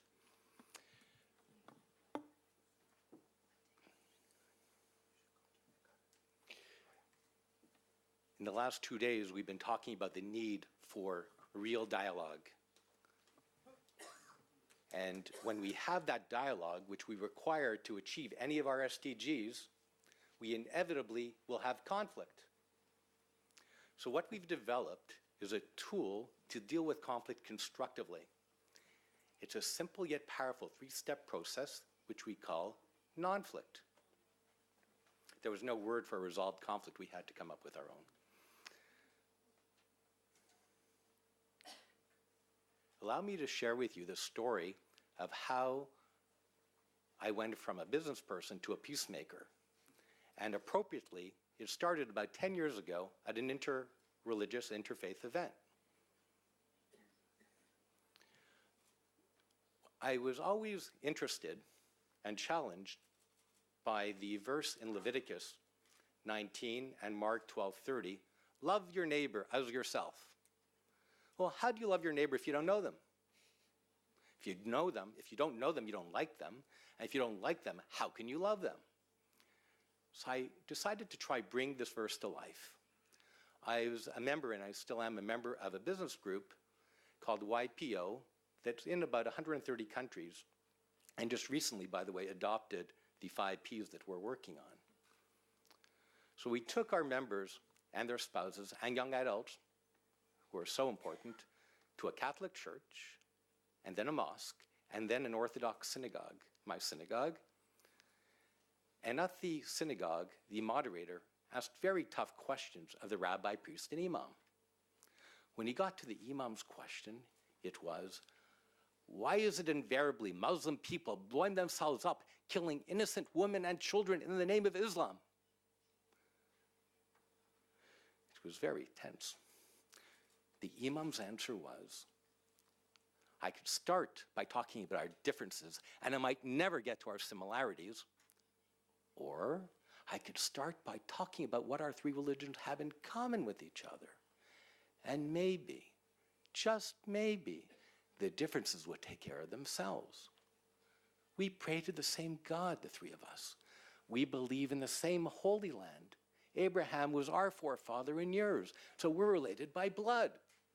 And when he started talking about those commonalities, the tension in the room, which was very high, went way down. The 3 of them started joking with each other. To finish the evening, we had people around each table stand up and hold hands while the rabbi, priest, and imam said a prayer for peace. I was holding Father John's hand. His hands were trembling. Looking around the room, there were tears in people's eyes. We went from not knowing our neighbor to love in 4 hours. So that event was really powerful for me, and for our members, and they asked me to chair the education program. Oh, I should maybe share a slide. There's the rabbi, priest, and imam, and that's when we were all holding our hands together. And then they asked me to chair the education program for the entire Canadian region, and I wanted to take the learning of that event a step further to action. A lot of us have conflict in our lives. I've had a lot of conflict in my life, and I was also interested in inter or geopolitical conflict. And I thought I would bring in an expert to teach us how to resolve conflicts. And I bought a dozen books on the topic, and I found them very difficult to get through. They're typically by PhDs for PhDs, very academic. No offense to PhDs. There are a few in the room, sorry. But I had a hard time reading them. I'm not a academic. And we needed something very practical that we could apply in our own lives, where we don't have to read the 950-page handbook, no offense, on resolving a conflict. So around that time, I was introduced to Dr. Amir Kafir, who had brought together very conflicting groups of Turks and Armenians, Israelis and Arabs, Greeks and Turks, and American Jews and Muslims. And Amir agreed to work on this event, and together with a team of academics and practitioners, put together, he created a 3-step model called Nonflict, which is so simple. It fits on the back of a card, which you could all have after. And we shared this with a group of 700 YPOers and spouses and young adults, our future and our present. And it totally transformed their lives. The conflicts that they had been dealing with, which were very emotional and hard, they were resolving right there and then. So I thought that was cool. Let me try it on a tougher conflict. Let me go out of my own comfort zone as a Canadian Jew to the West Bank, the other side of the wall. We met with, my wife and stepson and I went there, and we met with a group of Palestinian activist women in a co-op in Kalandia, in the refugee camp. The founder, an 84-year-old, first question to me was, "You're from Canada. Your prime minister did not accept us as a state in the UN. What did the Palestinians do against Canadians?" I thought hard for a minute.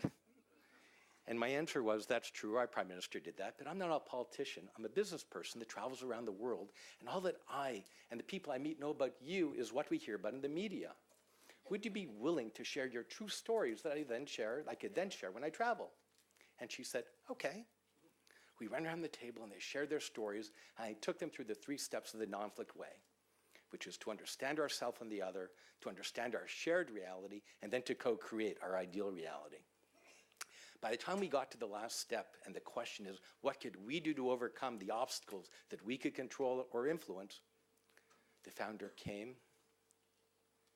She hugged my wife, Naomi, and she looked at me in the eye and said, "Thank you for being a friend to the Palestinians.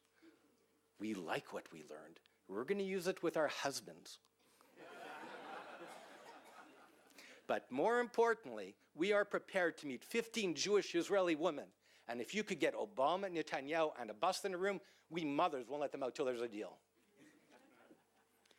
At that point, I realized I had a gift in my hand that I needed to share. They were willing to take a huge risk for freedom. So I left my career in real estate development and co-founded a nonprofit called Million Peacemakers.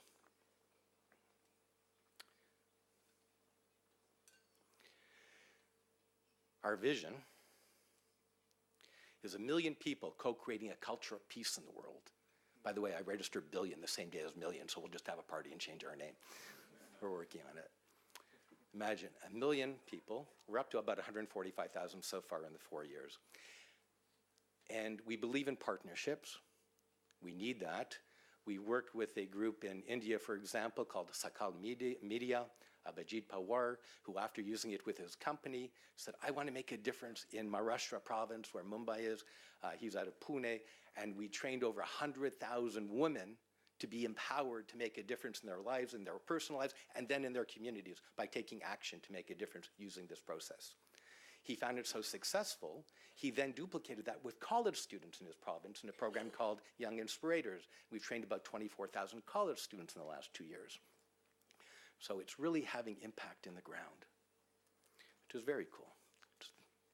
Since then, we've also gone around the world with it, pretty much. The book is in Spanish now, and Marathi for the people in Maharashtra province, and Hebrew. We're working on Arabic and French right now, and I was in Japan recently. They want a Japanese version. We'll get there. I want to share you a story. One of the other groups I work with is at McGill, the International Community Action Network, ICANN. We bring together students from the Middle East to do their Masters in Social Work. I hosted the first retreat to teach them Nonflict. They were right off of the plane. We went around doing introductions. The person on the right, Amit, says, I'm Amit, and I am a Jewish Israeli Zionist. The person on the left said, I'm Adnan, and I'm a Muslim Syrian, and all I know about you is you are the enemy. You're not to be trusted. Amit said, all I know about you is you are the enemy, not to be trusted. So I paired them up to do Nonflict. And I stood by to watch. Within about 10 minutes, they realized the commonality they shared, that they both had lost older brothers in the conflict. That commonality brought them together, and they became brothers in peace, which they still are to this day. I was just with them last week, actually. To finish, we believe that there is a great opportunity with religious leaders here to really transform your congregations. If you share this, imagine the difference you can make right now by sharing effective ways of resolving conflict with your congregations. With young couples about to get married, how they could then have a much smoother and conflict-free or harmonious relationship in marriage and be better role models to their children. And that would grow exponentially from generation to generation, because we learned from our parents how to deal with conflict. So we can have huge impact right away.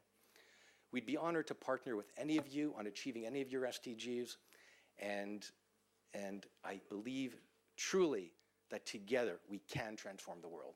Thank you.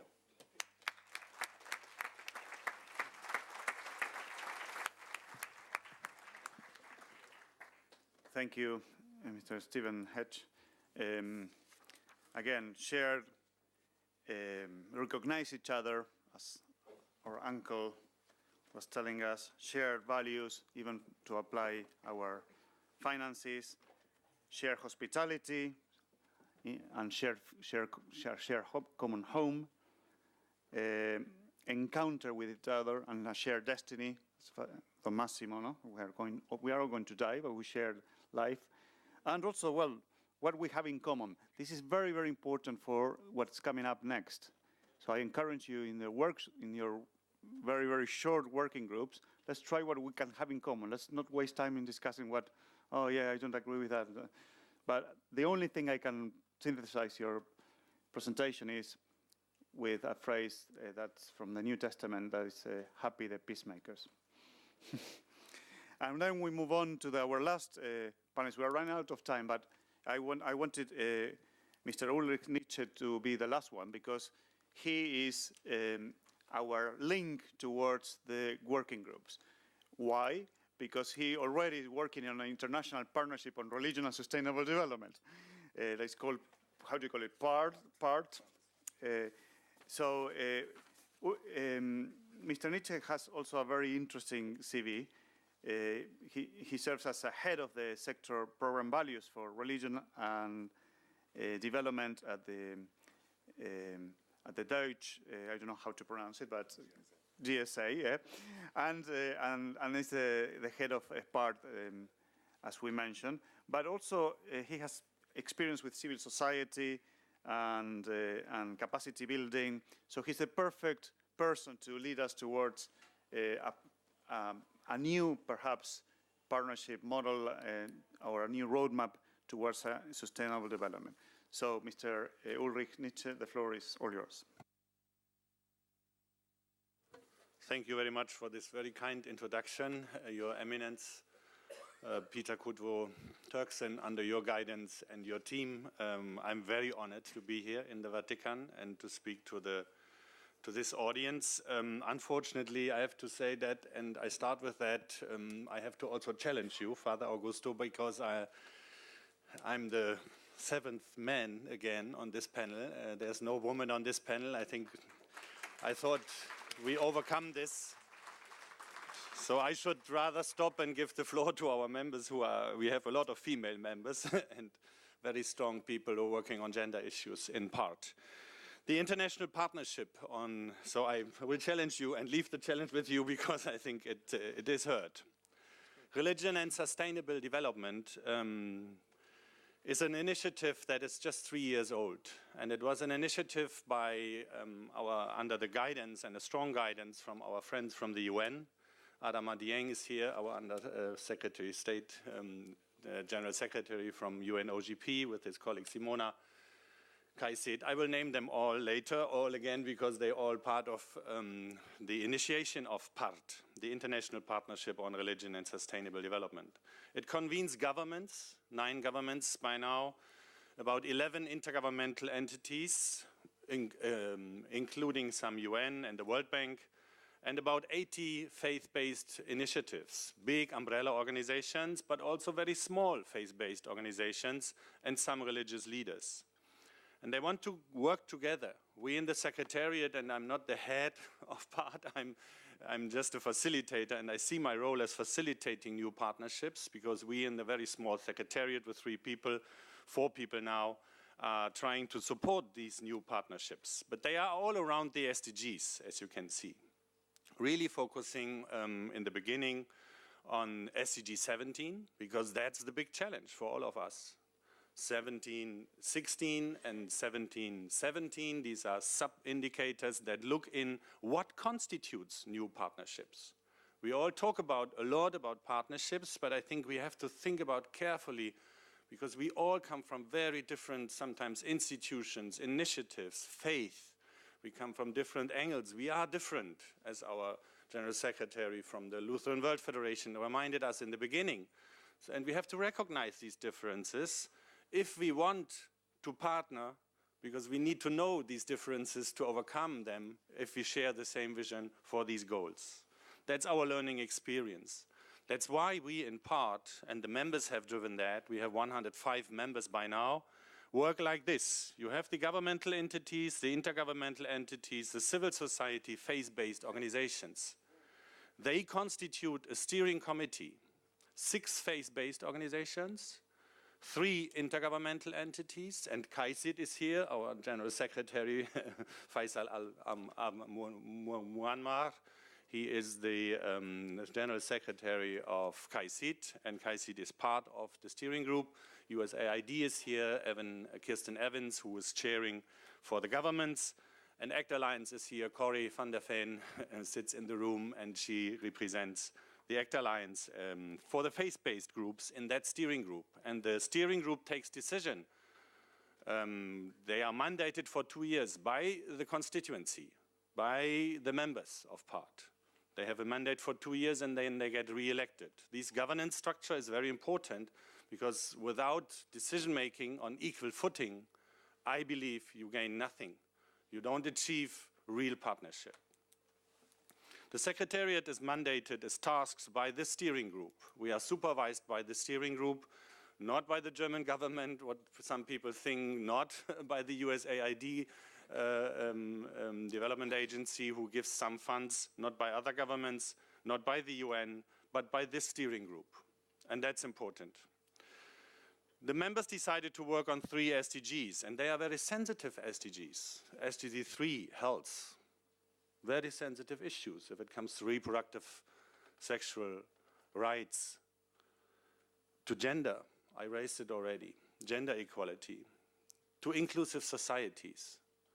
What does it mean in a time when we have a rise of neo-nationalism around the world, when people say me first, America first, others first, and not together? Really challenge inclusiveness, peaceful societies. The Secretariat supports these 3 SDGs because they build work streams, and the work streams work on an annual work plan that is developed by all the members, but then approved again by the steering group. And all this happens, I'm very happy to say that, under the UN Advisory Group to part. Again, UNOGP is present here in the room, UNFPA, UNDP, UNICEF, UNAIDS, UN Women. They are 6 UN entities who are members of this advisory group, and recently, last week, UN Environment joined this group. They have a strong, we already mentioned that, the Faith in Earth initiative. They meet actually parallelly in Nairobi now. So they work together, and they advise and the membership via the steering group. The next General Assembly will be hosted in Copenhagen by the Danish government and the Danish Host Committee, which is a network of religious, faith-based organizations and development entities. So the 3, as I said, work through the work streams on very, very key areas, developing better policies. It's important, learning from each other. The Joint Learning Initiative sits also in this room. Our friends, Emma Tomlinson is here, exactly.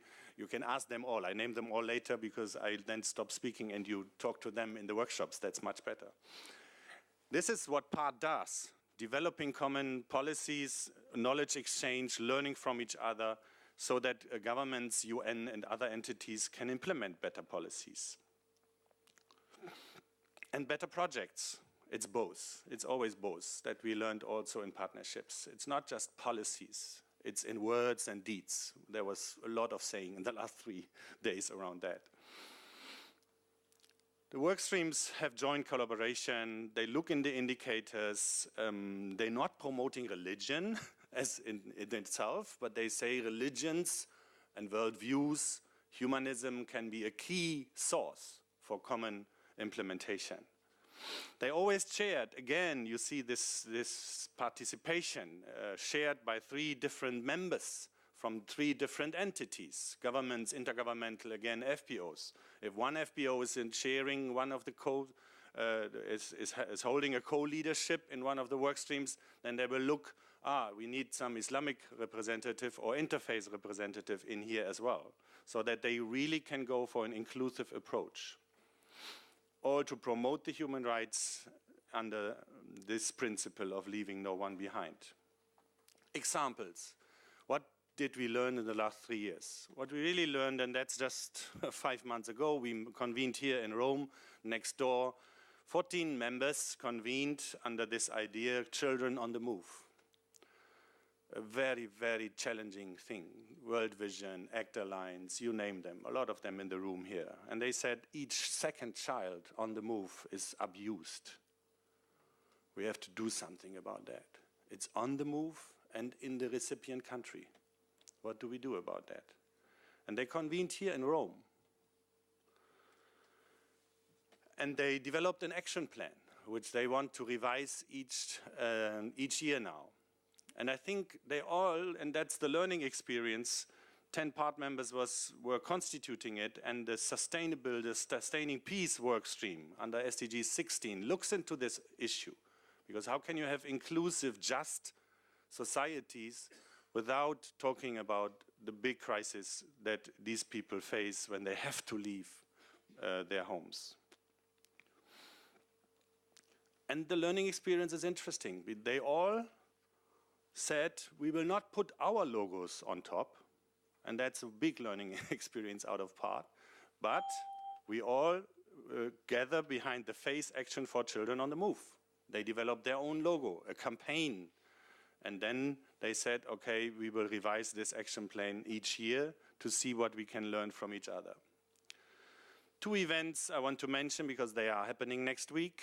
The workstream Gender is very committed to faith, feminism, human rights frameworks, unlocking power to faith-based partnerships, enabling rights to the social protection, because social protection will be the theme. 28 seconds, Jesus Christ. Enabling rights to the social protection. I stop, I promise, Father Augusto. Organized by the workstream, and here again you see 3 governments, more than 14 members gathering, inviting people to make and develop better policies exactly on that topic. I have a lot of other examples, but I will stop with naming the 16, I counted 16, maybe 18 members who are in the room. The World Council of Churches is here, and while I'm saying your institution, can you please rise so that the others can see you? That would be very helpful, because then you can talk to each other in the work groups. So World Council of Churches, Global One is here. Lutheran World Federation, stay. The ACT Alliance is here. The World Faith and Development Dialogue, Catherine Marshall. The CRS, Catholic Relief Services, are here.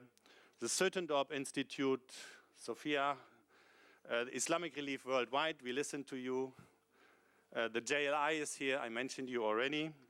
CINESA is here, the Youth Network, Ellen. ARC, Martin, Palmer, and Betty. You are here, thank you. Religions for Peace sits on the panel. BMZ is not longer here. The ministry from Germany, USAID should be here. Kirsten Evans, our co-chair. Then Kaisit, for sure. Faisal is here. And then under the advice of the UN, if I may ask Simona or Adama, they are strong supporters of us. Thank you very much for listening, and have good discussions.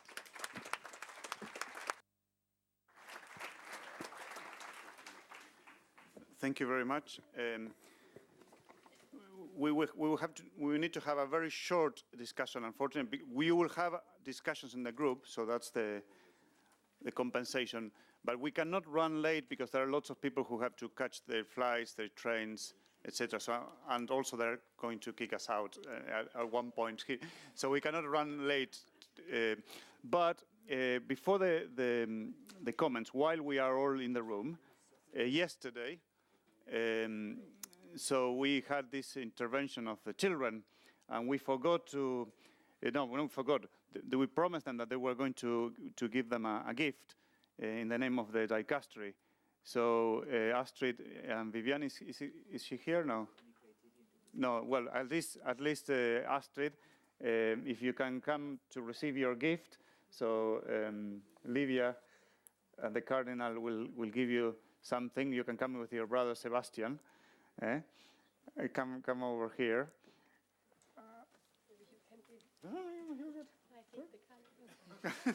The Cardinal Livia has something. They have something for you.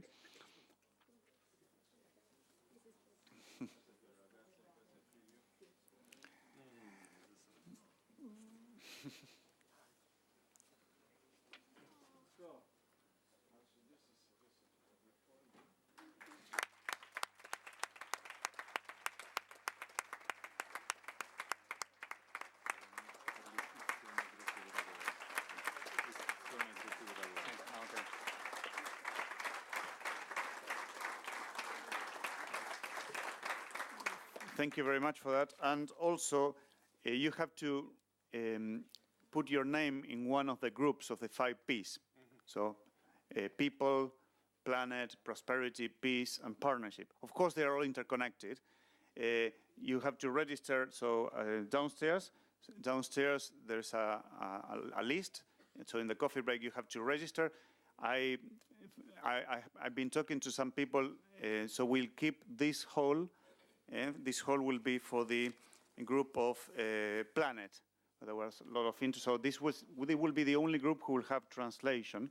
So if you don't, if you don't understand English or you speak another language, well, by default, come here, please. Then the group for people and on peace will take place in the 2nd floor. So if you go up, and then exit towards that door, and then we'll have some rooms for people and peace.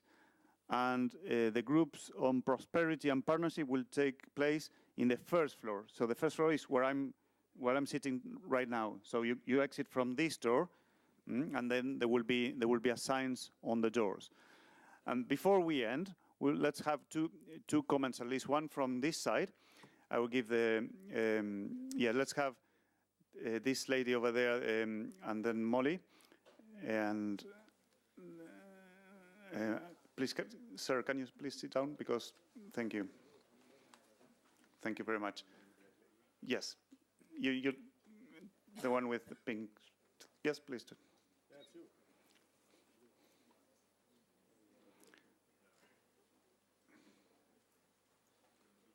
So I have to point to her. Yeah, that's it. Thank you. Thanks, Mr. Moderator, and to your eminent panelists for the charismatic speeches. I work for Christian Aid, and my question is for Mr. Omar on how the Edinburgh Declaration proposes to reach the furthest behind first.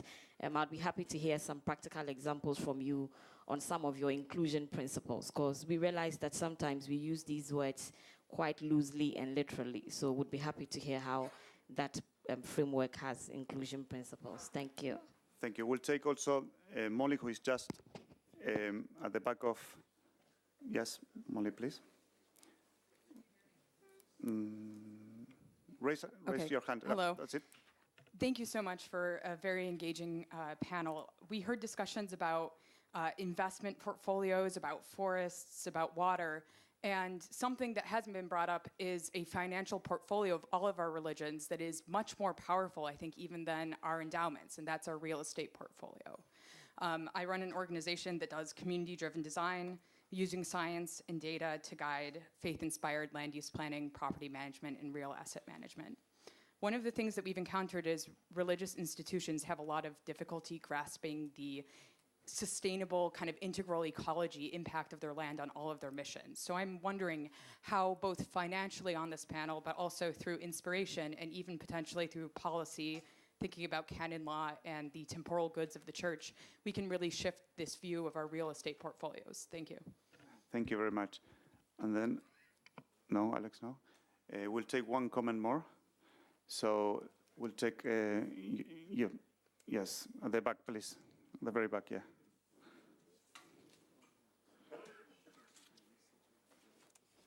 Okay, thank you very much for the opportunity to speak. I just wanted to also share another initiative for the young people. I'm Richard from International Young Catholic Student.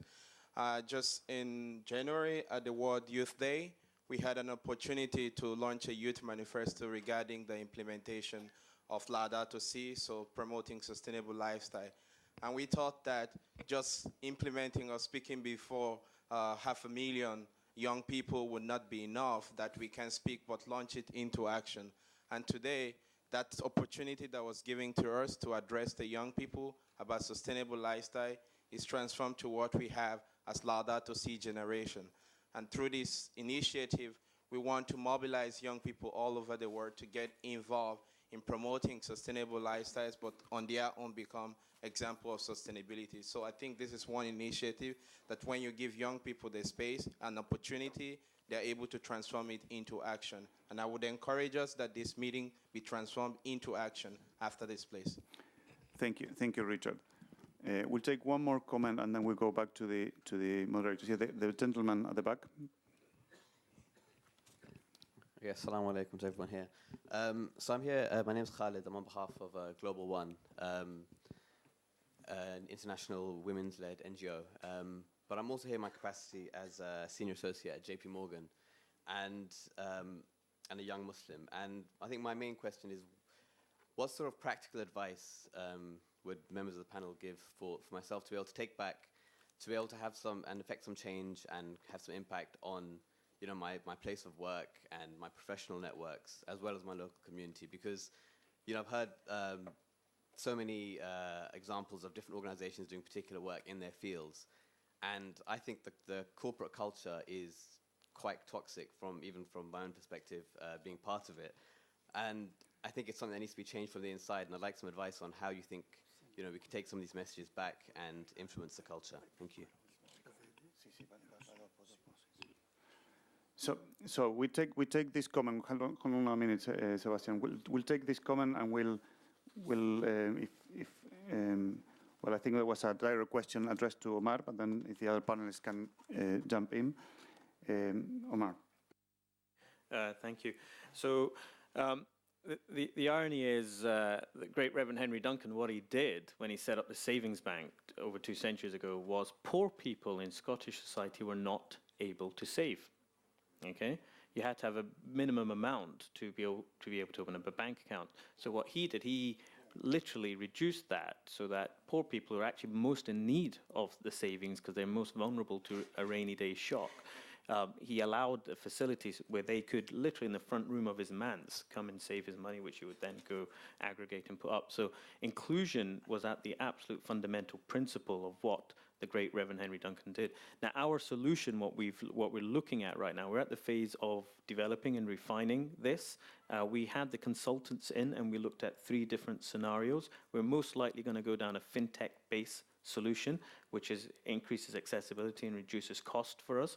But that will be a core parameter of how we measure and how we guide this solution, is that it's accessibility to some of the people who are the most vulnerable in society. We also have to understand the interlinkages of those people with others, stakeholders and actors across society as well. So that's the process which we are now running through, now that we've actually got the view on the shared values, we've got the stakeholders together. One other point on the culture. Very shortly, please. Yeah. So your question on JP Morgan culture was very interesting because Sir David Walker, when he was a former chairman of Barclays and Morgan Stanley International advisory board member, when we were looking at the shared values piece, he was referring to how can we create a virtues document off the back of this, which can then go to directly influence corporate culture. So that's a piece we're looking at with Canary Wharf Multi-Faith Chaplaincy right now to see how can we influence the culture. And if you look at the documents on ethics and values that are coming out of professional bodies, you'll find, even with the British Banking Standards Board, that you can have all the regulation in the world, yeah? But how's that going to stop rate fixing, mis-selling, and so on? Because that's a human behavior issue, right? And as we know, in the regulatory world, we're always, chasing after the kind of people who find the loopholes again and again. So that's where I think the shared values framework that we have, and more broadly, the faith traditions, can contribute considerably towards how can we augment these principles, broader human principles. If you go in with faith to any of these corporates, you'll be shown the door, because when you tap in, you're a number, right? You're a staff number, or religion, everything else put aside. There's an opportunity to make a business, and if you have Islamic finance, so they will listen to you there as a religion, because it's directly related to the P of profit. But beyond that, you have to go through the regulatory and the standard setting boards and the code of conducts that are coming through the professional bodies to influence culture, I think. That should probably be the best path to explore. Thank you. Thank you very much. I think Bishop Stalstedt wants to add something as well. Just a small comment. There was a sign in the reception in a hotel in Geneva. Please leave your values at the front desk. And I think that the challenge that we from the faith communities and other people have to raise is that we bring our values with us into the decision-making fora. And that also goes with institutions. Sometimes we speak about cultures and institutions as if they are soulless bodies. But they consist of people who come in there, who have their values, their views, and so on. But they are perhaps framed into some cultural, structural tradition where their own values are being marginalized. So I think that what the spiritual, moral, ethical emphasis could be from people of faith and religion is bring your values into the boardroom. Thank you so much for that. Very short, please, Frank. Just press the mic. Yes. No system, nothing is monolithic. And I meet many young people who are in corporate life, who are hungry to do something meaningful, something purposeful in terms of the issues, the big issues. And I would suggest there's no substitute for getting out and seeing for yourself. So empiricism, reason, reflection.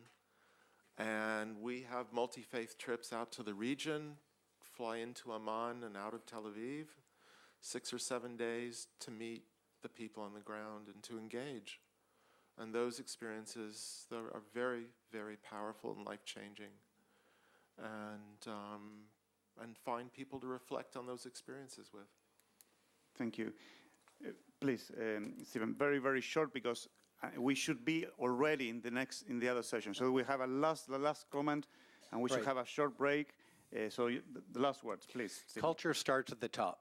In any organization, in a country, in a religion, that's why we've taken a lot of inspiration from Pope Francis, how he's made eye-to-eye contact with the other. That's what we need to do. In a corporation, if we don't have the CEO involved in transformation, you'll have a hard time. We work with organizations from the top on down, and be happy to share with you some of the transformations we made with banks as well. Thanks. Thank you so much. Yes, Sebastian wants to finish. So the very, very young generation. So yes, Sebastian, raise your hand so that the camera can collect. Yes, there you are. This question's for Gunnar. So, wait.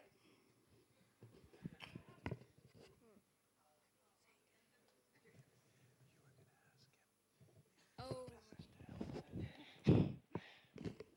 Will you promise to tell children and teach them about what's happening in the forests? About all the destruction that's happening? Yes, we will. And we are mobilizing teachers and teachers on all levels in schools, but also in the homes. And we are trying to prepare material so that the teachers are able to give the information which is correct about these matters. So thank you for the question, and I'll take that encouragement with me when I speak to the other people who are responsible for the Interfaith Rainforest Initiative and say we have a very good friend here in the audience. Thank you so much. Thank you. I am very, very sorry, but we really need to finish. And I think you would like to join me in giving a great round of applause to all our distinguished speakers. Thank you so much.